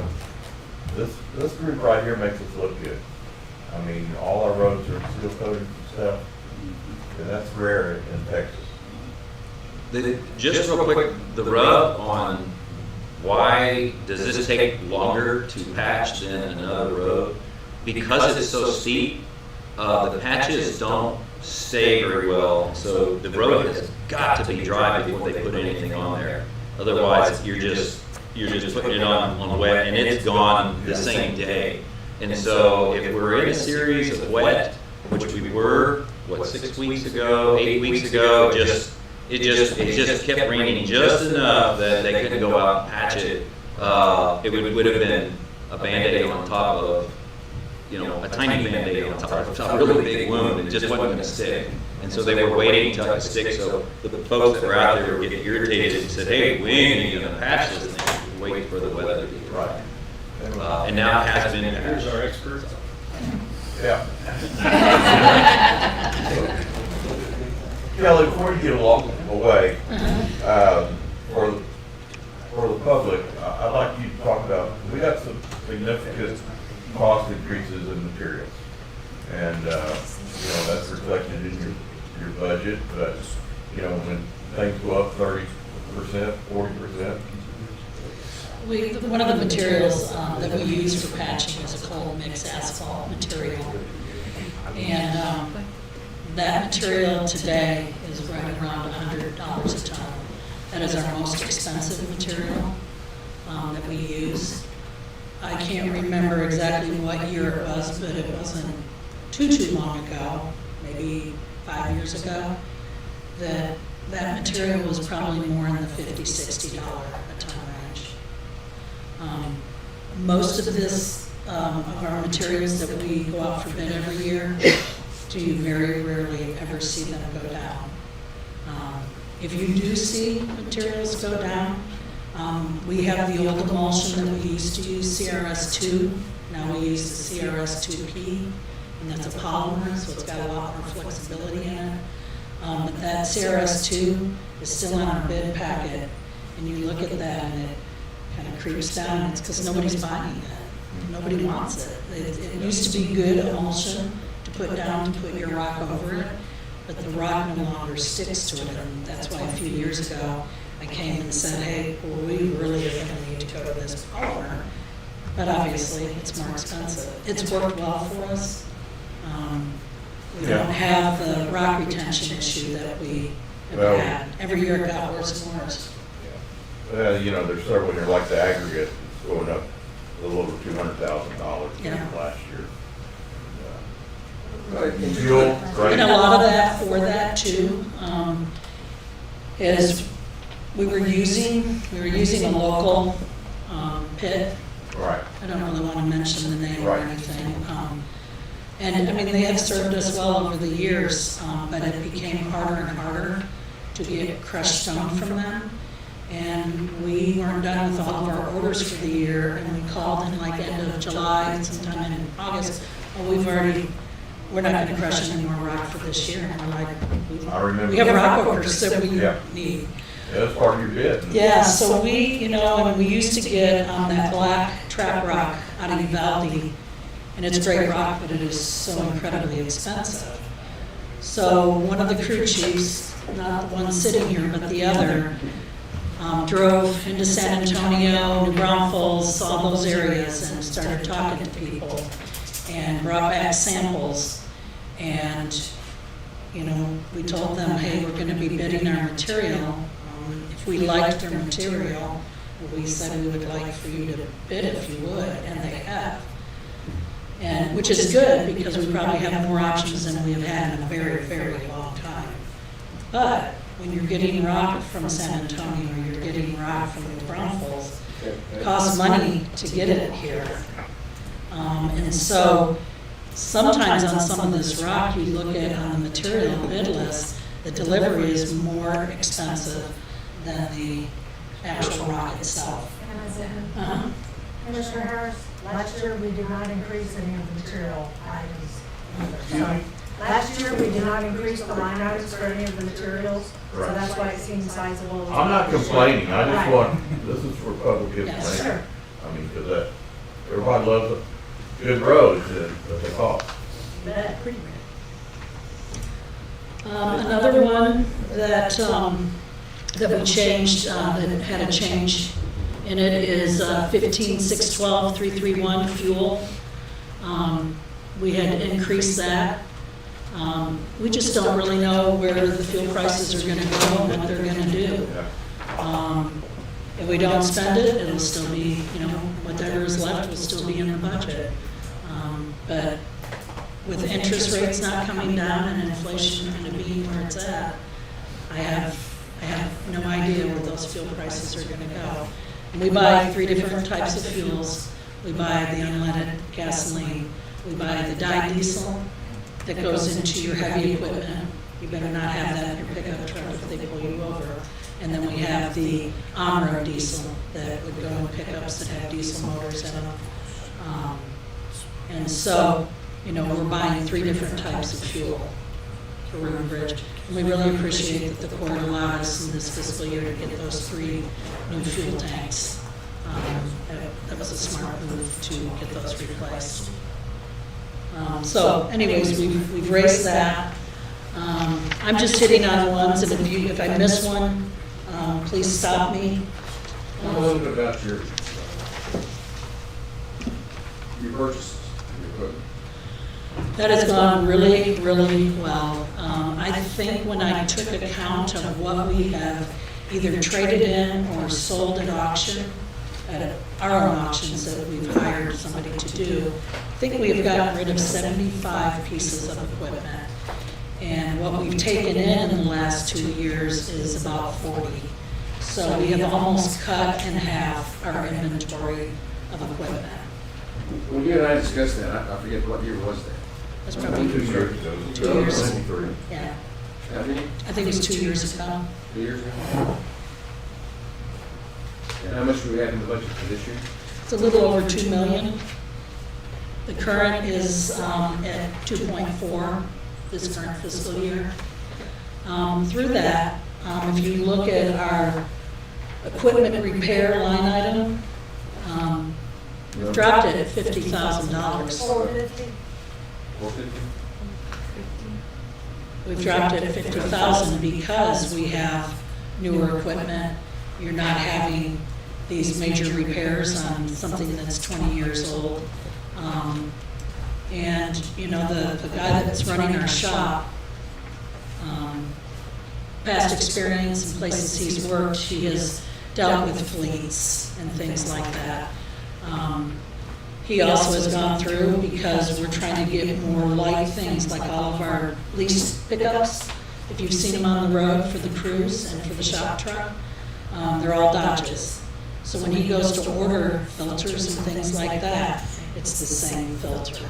Instead of, we've got 8 different motors in our supervisor trucks and, you know, 3 or 4 different brands. He, 2 times since he has taken that position, the first time he went through all our filters, got the stuff that we no longer use. We got over a $3,000 credit from the parts store. They bought the filters back from us. He did it again recently. It was $2,600 in filters that we have no use for. We don't own the equipment anymore.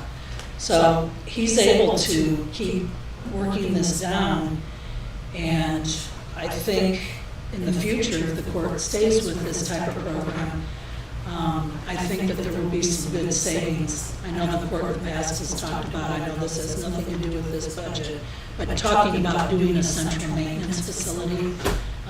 Kendall County has one, and they have a big shop, and they do all the county vehicles. And so the leasing company we're with is D&M Leasing. We had trouble with Enterprise, and we do all of our own maintenance on our equipment that's leased. And it so far has worked very well for us. But that might be something in the future that the court might consider, and we would be doing, you know, the sheriff's vehicles, anybody in the department, environmental health, maintenance. I think there's money to be saved. You've got to put up money to build that facility. But you have somebody in our shop right now that I think is very capable of doing something like that. I hope he will stay a long time.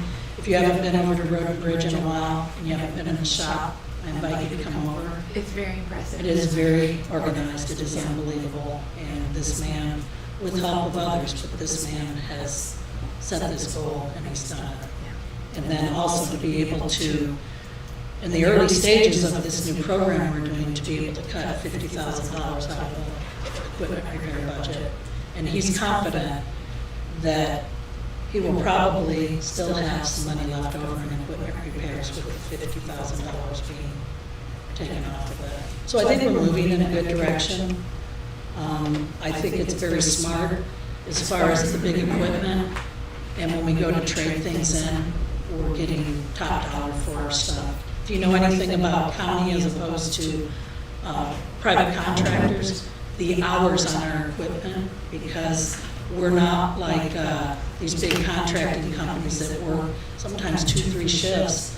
When they see it's county equipment coming in, they know it's got low hours on it. So the values of our equipment is worth more, and our trades become more. So that program is definitely working, and we've been able to get a little ahead on our purchases. I've just brought that one on Monday that had a 49.1% government discount. So, you know, I hope that the court will stay with this program. I think once we do a full cycle of it, I think you should be able to see as we go into the second round and this stuff's getting traded in, and you're seeing these larger amounts of money for our trade-in on the equipment. And we don't have a bunch of stuff that breaks, and we're trying to find parts, and sometimes parts aren't readily available. So, but I think we're heading in a direction of trying to streamline the road bridge department when it comes to maintenance on equipment, things like that, and that carries so much in stock. You know, it doesn't make a whole lot of sense. And the man that's running our shop used to work at I think it was like at a Pep Boys in California, and he did all of the maintenance on all of the Enterprise lease vehicles.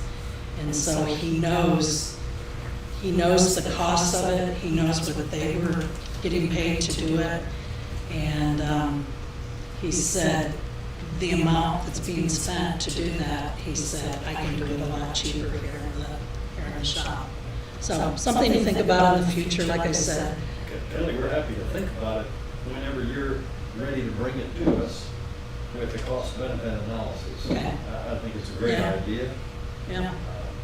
In principle, I would support it, Yeah. but we need to see the Yeah. analysis. Yeah. What's it gonna cost? Yeah. In terms of And we'll do that.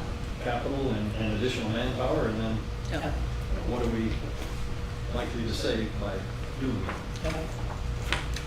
So back to what I have here. We did go through on the materials, your coal mix, your aggregate, your asphalt, oils, emulsions, road base, all of that increased cost. You know, your road base, well, that's the same material that people are using to build homes and driveways and things. So all of that has gone up. And like Cindy said, we held our material costs for the current fiscal year, and it's time to increase that. Just a general comment, Kelly, I totally agree with the plan that you've undertaken, but I would caution the court about any savings coming in the future. All of this new equipment has a much shorter life than the old equipment used to have, due to electronics, and the costs are going up way beyond inflation. Yeah. It's a good program to do because, I mean, it's inefficient not to have equipment that works, but the cost of that stuff is just going through the roof. And that's one of the reasons we're also trying to trade it in a little more quick with the warranty, just a little bit of warranty left on it for a better trade. It's because of electronics. Moving it quickly is important. Yes. Because the repairs are, the one that take the equipment out, you use for a long time, you can't get parts, and the cost of the repairs are ridiculous. Yeah, the electronic repairs to replace the computer board on the equipment, I mean, you can't even fathom when you find out what that board's gonna cost to go into the equipment. So. Okay. Anything else? Yes, guardrails, I wanted to touch on Yeah, that. that did, yeah. What's up with that? What's that? Guardrails. That is 560. You'll see a pretty big amount of money in there. We tried to get a quote from 2 different people on this. We have a location that's on Ranchero Road, and it's at Ranchero Road in Monroe. You probably have seen it. It goes over, what's the name of that creek? Yeah, Camp Meeting Creek. And there's a little handrail on one side. There's a walkway over there. Yeah, and because you've got them at school, you know, up in there. We've had 2 different people go up on the sidewalk and hit the handrail there 2 times this year. Robert was able to fix it, but I would say that you want to keep it that way forward. There's nothing against Robert, but I mean, we made it where it's put back together.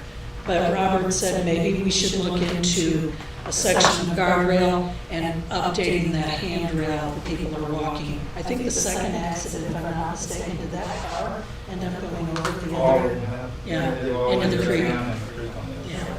So, we kind of had just ourselves had guessed maybe that quote would come in at 150, but the guy that does our guardrail, he's very busy. He was unable to give us a quote on this, and then we also, the same contractor that gave us the quote for Pikes Peak also does guardrail. And we tried to get them to get us a quote, and they were unable to. So we put $200,000 in there to try to get this fixed. And I think the second accident, there were 2 or 3 kids in the car. Nobody was hurt, but kind of scary to have it happen 2 times in the same fiscal year. Just 2 comments. One, and I'll check with Charlie on this. I think at the Ayers Bridge right away, I believe that the alignment's not going to change, so I don't think we're going to need any right away at Ayers Bridge unless they change it again. But the last. Right. It sounded more, meeting we just had last week, I agree, it sounded like, maybe that's not. So I think 100,000 people come off there, and I'll defer to Commissioner-elect Polk on Glen Valley right away. And I would probably recommend that he wants to keep that, to rename that. And what that is Glen Valley's had a lot of wrecks on it, so that started with that. But to the cows. What was done is with right away on Glen Valley, if someone was property changed hands, they wanted to build a new fence, we would help contribute to the new fence if they give us additional right away. It worked there. I'm surprised none of the other commissioners ever picked up on doing this, but they haven't so far. But I know that there are Hartle, Schlever, both very, very narrow places. And I think it's a very good practice to keep a little bit of money. You don't buy the right away, you just help do the fence, comparable to, value-wise, so kind of what we were getting. So if you want to keep it, we can keep it. If you want to not keep it, you can take $15,000 off. It's not a lot of money. No. Based on your comments earlier about having it so we could spend it, probably worth keeping some. But, Commissioner Lutz has made progress on Lane Valley. There's only one section left, and he's sort of agreed. So it does work, it just over time. And if you go to the people before they built the fence, some people had donated the right of way and didn't want the money. Yeah. They said, we'll move it back, how much do you need to move it back? And it's not changing the value of the land. Right. For new buyers. The older buyer, or people that own the land, they think every foot's worth fortune. But the people that buy it, they know it's not going to change the value of the property if they lose extra right. In fact, it probably improves the value of the property because you have driveways and people don't run into the fence. Yes. Yeah. And also in capital, I forgot, you'll see in there is a software, OpenGov software, to bring this software in. It's $43,841, and then I think the maintenance cost on it was it? Give us the number of that one. 570? Yes. Oh, yeah, we do. And this is one that we consulted with the auditor's office as far as where it should be put because of the cost. It is capital, and so we were told to put it in capital. We worked with Scott on this, so he has looked over the software. We haven't upgraded software in a very long time, and when I was saying that R&B, IMS, we would no longer use that software anymore, and this would become the new software. The main thing that we're looking really to do, and they have many, you can add other tiers onto this over time, but our main thing is sign inventory. And with this, the guys would be able to, whether with their county funds, or if on down the road we decided to get tablets or something, they could be out there and they could be taking a picture and automatically, and put a note in there and it automatically would load it into the system. We do have a program that we use for sign inventory.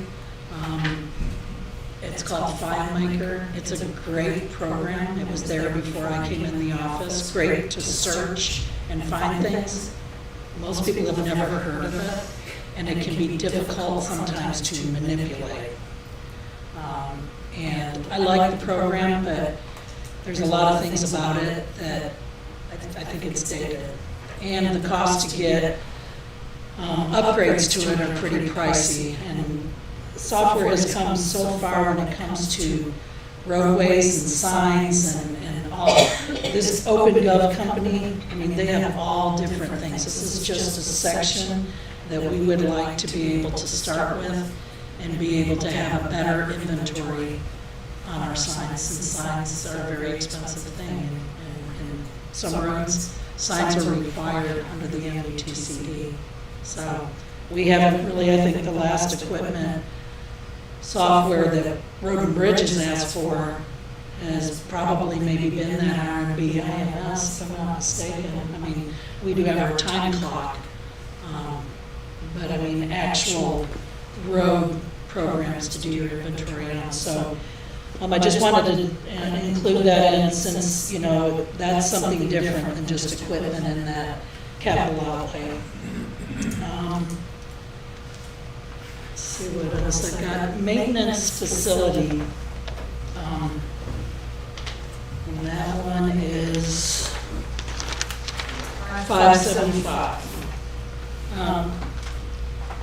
We've had doing electricity in that big carport that if you ever go over to Road and Bridge, when you pull in that driveway where the gate is, you see that big huge carport.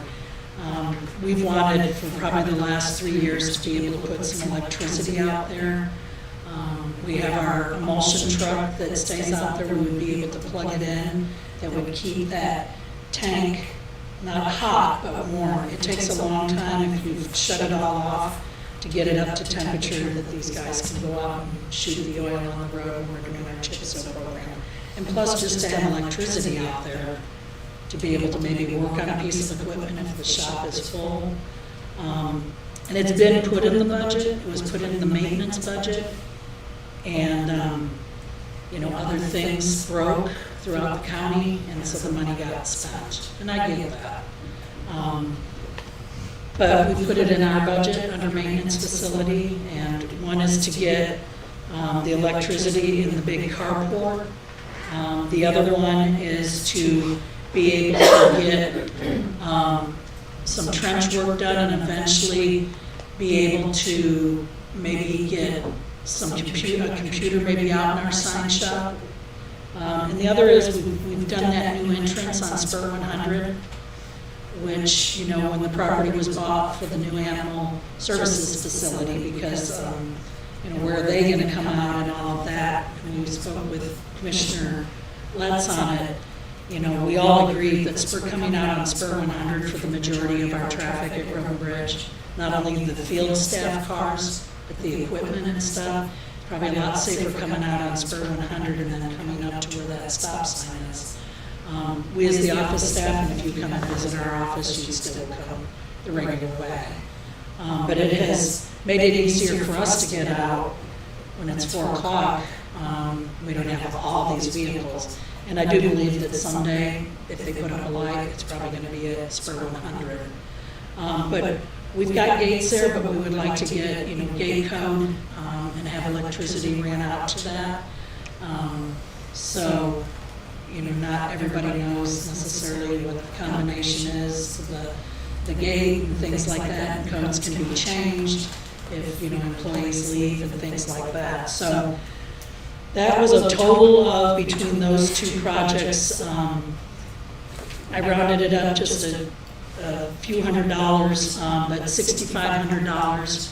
And we have a quote from an electrician to do those. Then the other thing that is in there is the heat in the shop, is the heaters that were installed when that shop was built.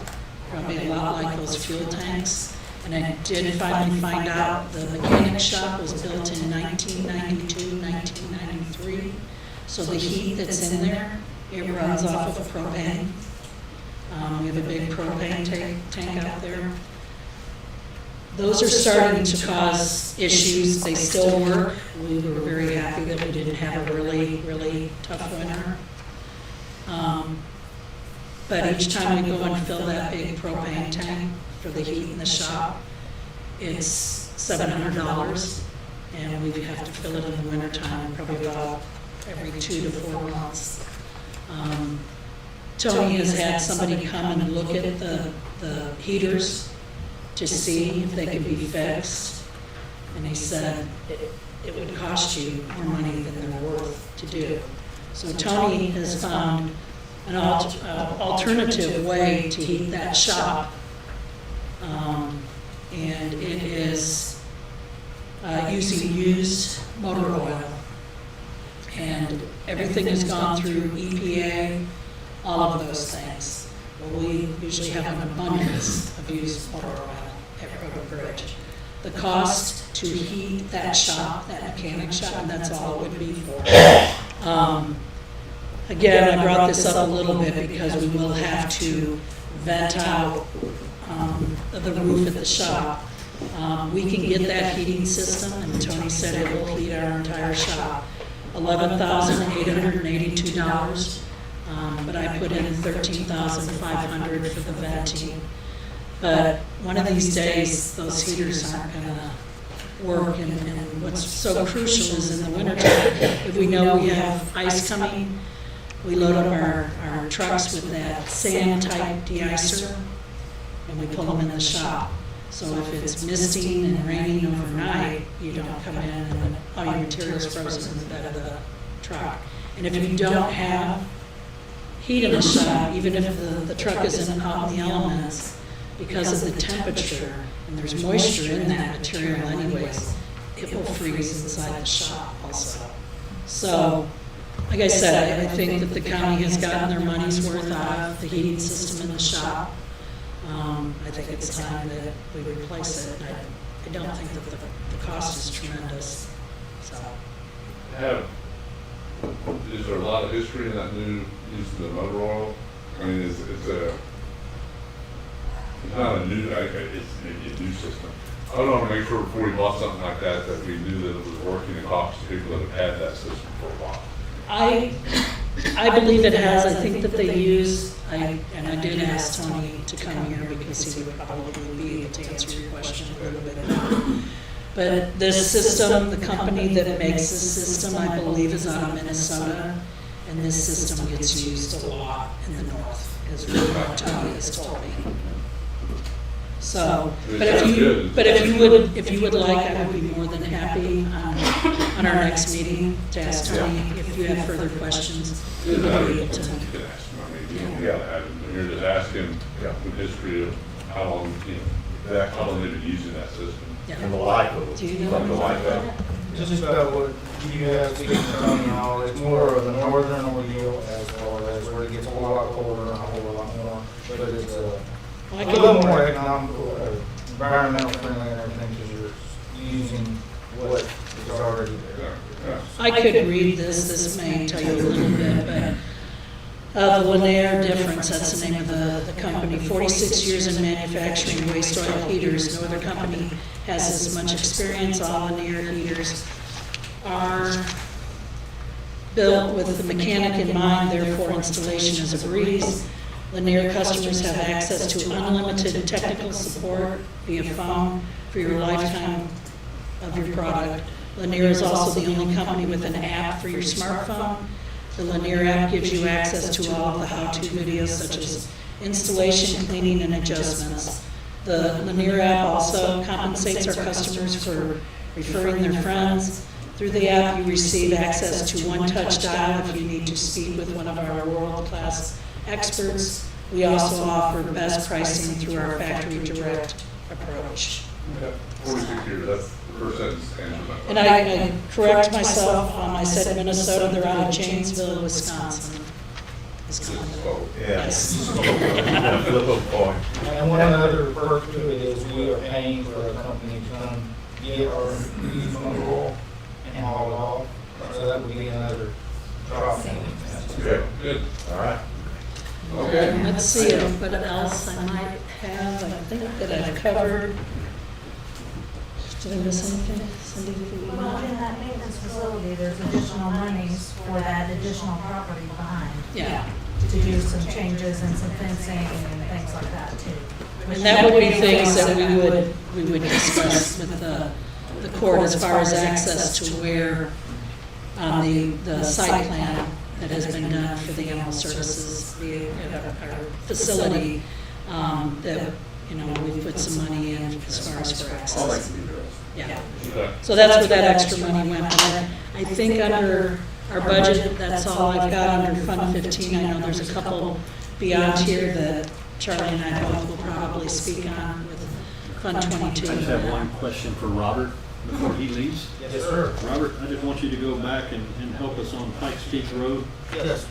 And I assume you're kind of the crew chief that's been doing all the temporary repairs? I have been involved, yes, sir. You've been involved. So, I mean, how good is that? And, you know, we're kind of choking on spending $1.25 million to reconstruct versus going out there and doing what you've been doing 3 times a year, even if that's what it takes to build What we have potholes. and- discussed and everything is primarily, you're patching on patch. Yep. So at some point, what you have underneath is just not gonna hold because you're kind of opening it up. And so it's, the very, very bottom might be a good ordeal, but what's in between, you're just going on top of it. It's kind of like putting paint over paint over paint. At some point, it all peels off. And that's what we're concerned with on that. It'll make it for a while, but at some point, who knows when that point will be.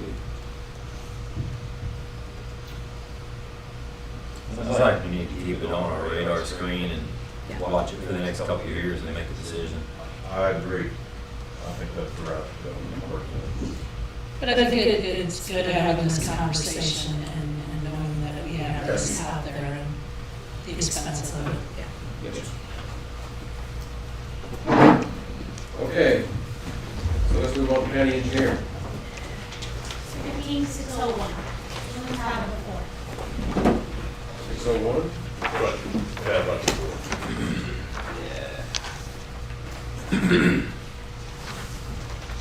guys will see after the revenue, but I think should be together in just a couple of pages of. The big drop is line item 571, 15-601-571 Eagle Ridge Road Project. We're going to be closing that out pretty soon. Commissioner Paces has been meeting with us and the engineer, Tetra Tech, and I know some folks from the community have also been meeting with, and I know that there's going to be a presentation in the coming weeks for the court for the engineering study that was done on that. And that, I think we have budgeted $130,000. I think what we're spending is 85, but I don't see a need to budget it in this coming year, any money at all. So that's a big drop. And then I've got some little pluses and minuses here and there that add up to a grand plus of $1,050. I need a little more money in postage. We've been having to send a lot of things out by certified mail, and that's significantly more expensive than just getting a stamp. So I'm asking for $150 there. In uniforms, asking for $500. In vehicle maintenance, and this is related to the vehicle lease. There is a portion of the vehicle lease, we're budgeting $1,000 a month. Well, there's a portion of that is for maintenance, and so it has to be reported as maintenance, and anytime we pay a lease payment, we have to split it between 2 line items. So I was gonna bring the vehicle maintenance line item 454 up $1,000 and simultaneously drop the vehicle lease by $1,000 to balance that out. So that's a net of 0. Lease copier, we have a copier that we split 50-50 with Road and Bridge, and we've both gone up $125 on that to $1,000 for the year. And then I've got vehicle insurance. We had to do a budget amendment this year and add I think $150 so that we could pay. Well, I'm anticipating that it's not going to go down this year. I added another $100 in there to bring it up to $850. That's my budget. Okay, the only point that I would like to use as an illustration is the $130,000 in this year's budget for Eagle Ridge Road is not spent, right? We have spent portions of it. We will spend, I think it's 85,000. I think that's what was the court awarded to Tetra Tech. Okay. And they will be giving us a bill pretty soon. Very good. Thank you. You're welcome. Road districts. I don't present on road districts. Fund 20. So this is a dedicated fund. Once a road district becomes public land, and the debt is paid off, at that point, the money comes into road districts. The taxes that are paid on that can only be used for those specific districts. So there's money sitting there for particular road districts that we could use for, repairs and anything of that nature. Okay. Let's move on to flood control. It's Fund 22. Judge, if you don't mind, Kelly just brought up a really good point. She has not budgeted any money for any kind of improvements on Eagle Ridge Road, and we don't have the engineering report yet that will give us short, mid, and long-term things that may need to happen to that road. And so once that's presented, and it's budget time, and that will be presented in the next coming weeks, we may have to revisit if there's a short-term guardrails or striping or something needs to be done. But right now, we don't have anything budgeted. Nobody has a crystal ball. Yes. I never wanted the court to just know that nothing's been put in that. I have one that. So now we're at Fund 22. Fund 22. There's several line items that I really wanted us to discuss here, 510, 511, and 512. 510 in the years past has been called the Center Point Storm Drainage. We've created a new line item called 511, Center Point Storm Drainage, which is very focused on several road intersections with Highway 27 that have issues, known issues. It's the same project, but we have applied for the flood infrastructure funding through Texas Water Development Board. And that application is in now. We should know sometime later this summer or early fall whether or not we get that award. And if we do, then the project would be covered 75-25, I believe. And so if we can budget 25%, which would be $31,250 for 511, that's the Center Point Storm Drainage Project. We're anticipating a grant fund match of $93,750. Again, that would be for State Highway 27 at Willow Bend, Coldwell at Highway 27, and Sutherland at Highway 27. So those three locations where there's issues. TxDOT, if we'll all recall, when they rebuilt Highway 27, they put bigger culverts under those intersections, and they blocked off portions of the bigger culverts because not enough flow can go through there. They had to keep it small until improvements are done on either side, and then that can be opened up to let it go through. But what this money would be used for is to convert, right now in the state storm drainage plan, those projects are only listed as evaluations.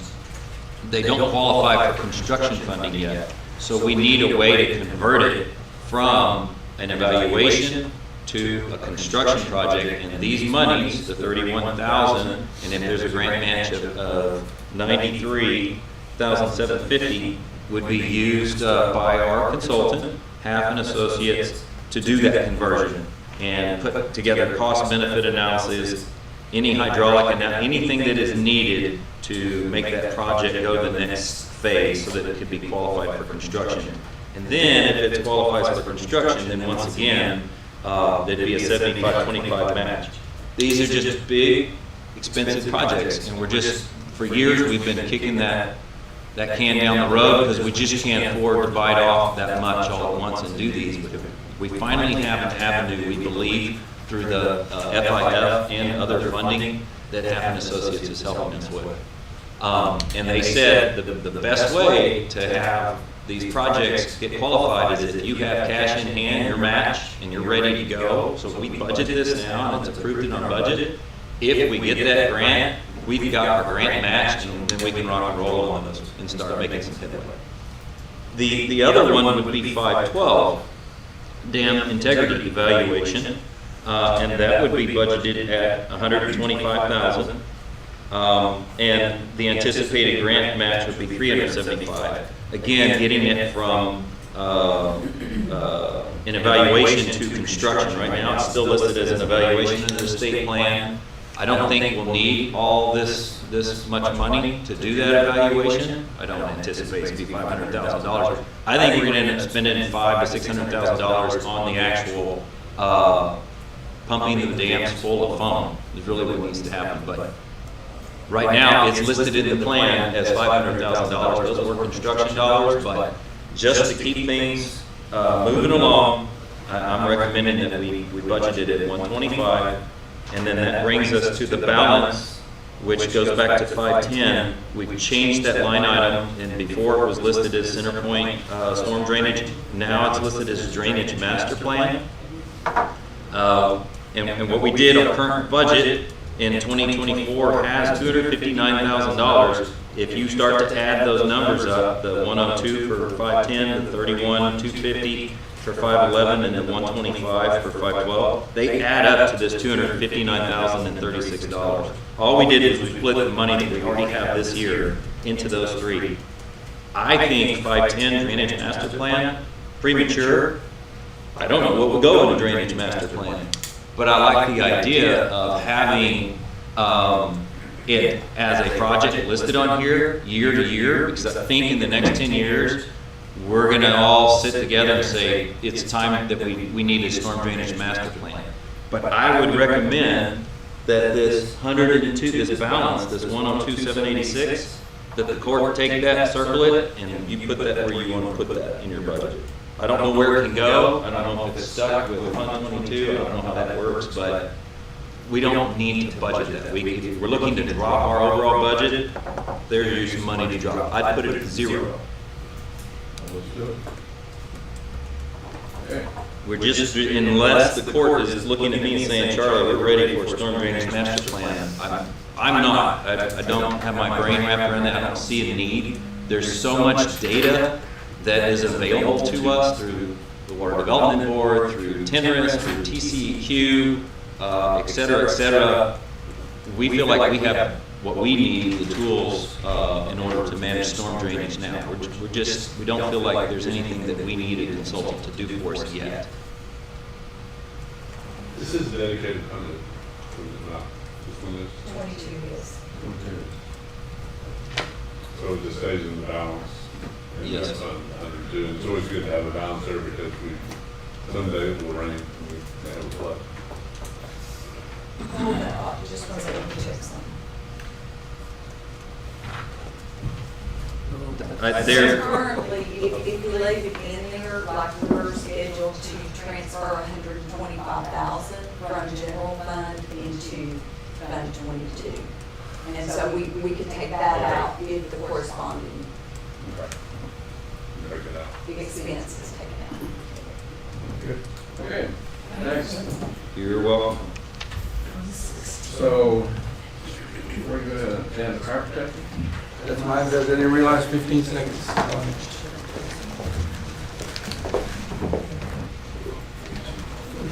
Judge, court, that's for 2 towers. Tower system, last year's budget was 15,749, it's the same, actually, it didn't increase, so just same as last year. 2 towers. Okay, good.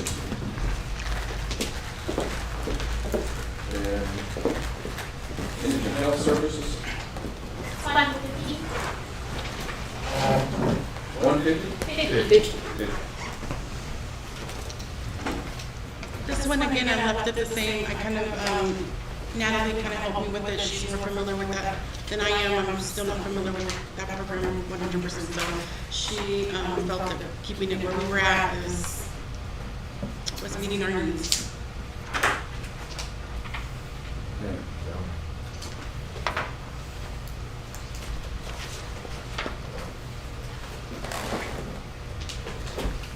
Okay, very good.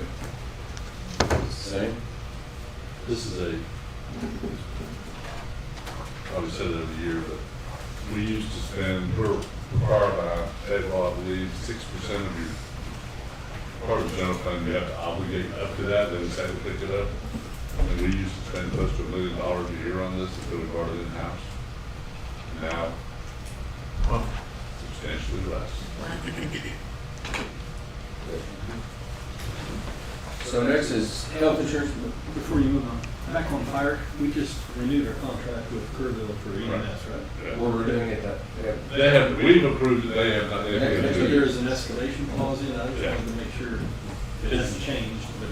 It's the same escalation clause, once we alter and calculate that. So, right, okay, so they'll look at that and if need be. Yeah. It'll be, it's based on the CPI and balance, I believe. It was the same number, and I'm guessing it actually does go up. So It goes up. so we just, I want to capture that. Yeah. I'm all for it, I just want to make sure we get the number right. Health insurance and benefits. Be separate, everybody. Yes, handouts, sorry. Are we taking one of each of these? Yes. That's the next thing that I'm gonna talk about. So we had, our renewals came in for health and dental through Texas Association of Counties, and our medical was going up 3.5%. Yeah, and pass along. And our, Wait till we get them out. Yeah, Sorry. one second, pass along.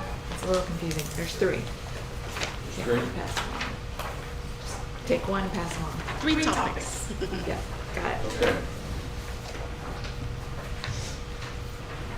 Everybody got Okay, our renewal for our health, it came back at 3.5% increase from last year, and our dental is 1% from last year. What color are we looking at? Number? The health insurance. Health insurance is divided out between all the different departments. Okay. Good. It's, you're talking about this one, Yes, right? ma'am. This one, the renewal. And so Ernesto with TAC is here, and so he's gonna just talk to y'all a little bit about the renewal and if y'all have any questions for him.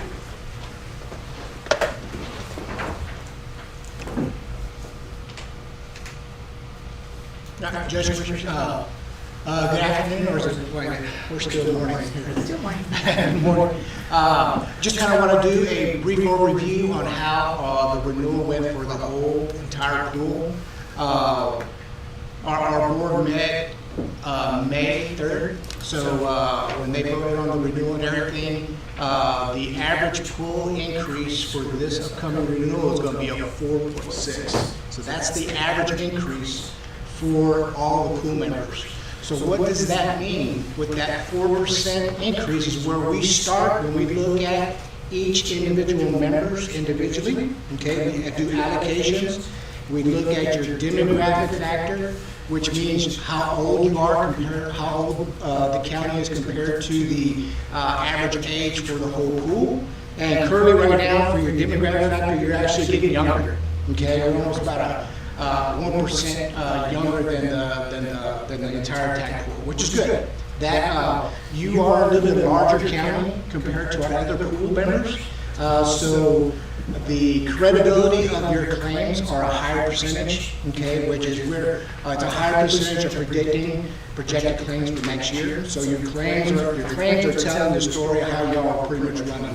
And your loss ratio right now, for this renewal was a 92% loss ratio, which is good. We want to see you around 86, 88%.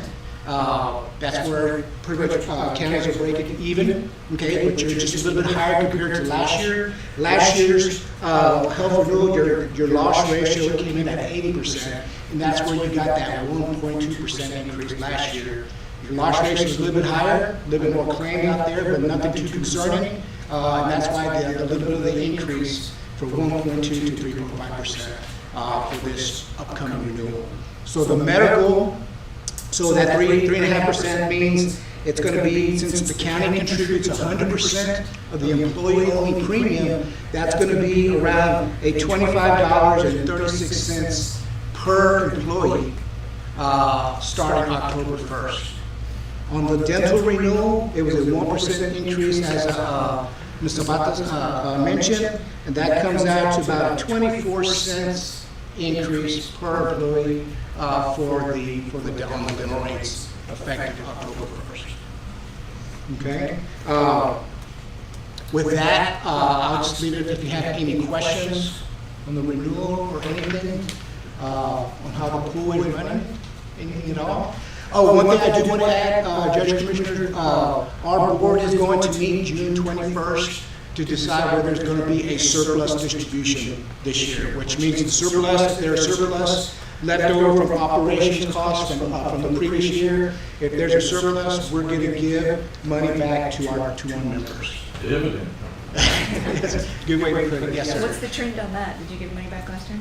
None, for the past 2 years, there weren't surplus distributions. And the reason because, the pool had experienced a little bit higher average increases the last 2 years. Last year was a 6.2% increase. The year before that was a 5.9. And then the year before that was a 7.3. So this year's the 4.6. I think we're trending down, which is that not only benefits Kerr County, but it benefits for all of our members in the pool as well.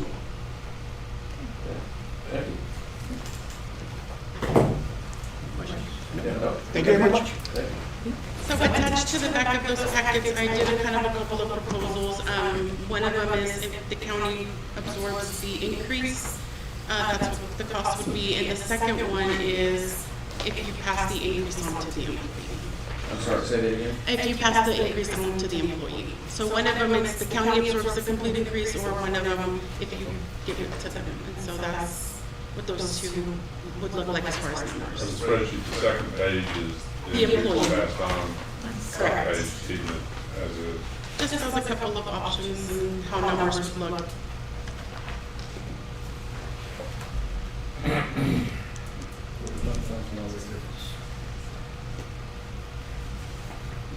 I think our benefits are one of the things that are good, and I would recommend we keep it the same as we have this year. I've always felt that myself. Employees appreciate. We may not have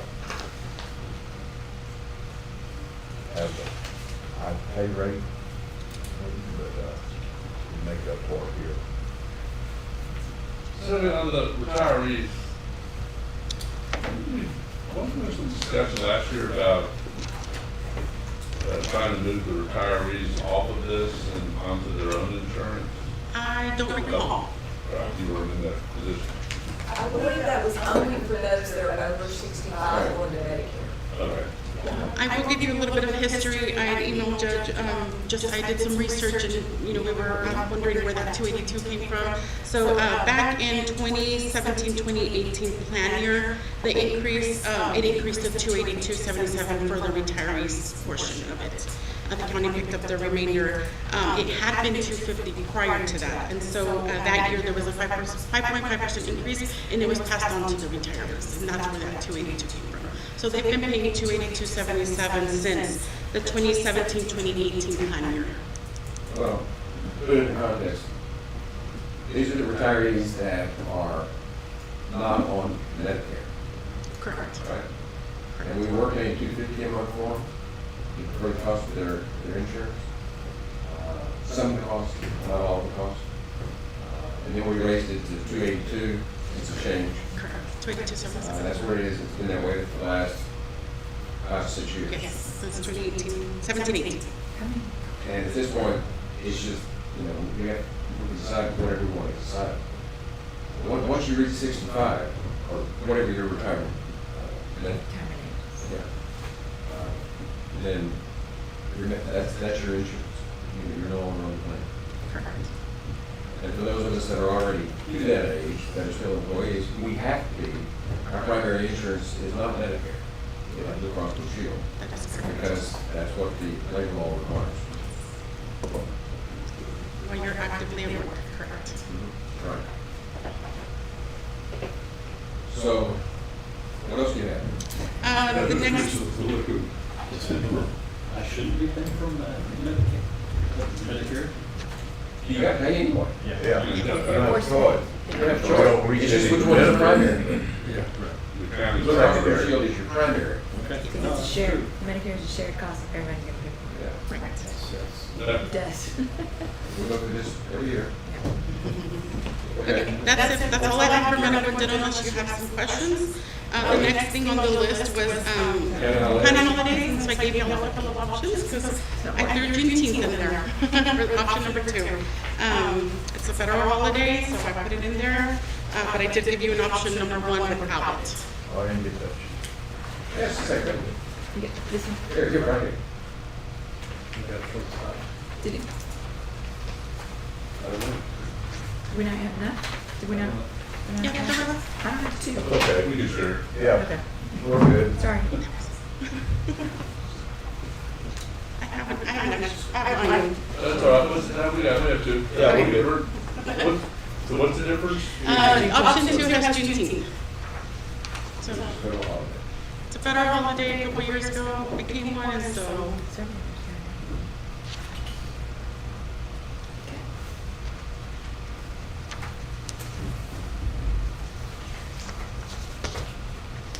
I'm for option one.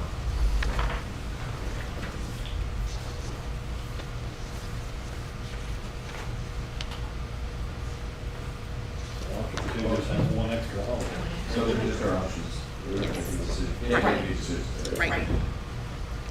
Okay. Okay. So we went to the holidays, and then county policy review. Correct, and so that's the general provisions, which is that last packet I gave you guys. I worked with Tanya, Tracy, and Heather on this. We kind of cleaned it up a little bit. There was some stuff in there that, and it was either mislabeled or outdated, so we've kind of changed a little bit the terminology on it. You'll notice on page 3, there's a little highlighted area. So we're still working with the Sheriff's Department, and TAC has been helping us on clearing up the 207K and making sure that we're, where we need to be with it. So I highlighted it just because we left it in there because currently that's our policy.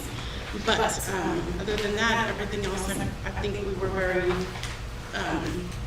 Right. in agreement with the changes that were made. So the public understands what we're doing. On the holidays, that's something we decide in the budget process. We're not deciding today, this is just a workshop. And with regard to policy changes, we decide that in the budget process. And so there's not anything for us to do today, this is just, it's just FYI. Correct. So, thank you. Okay, well, with that, I think we have completed our first workshop, and we stand adjourned.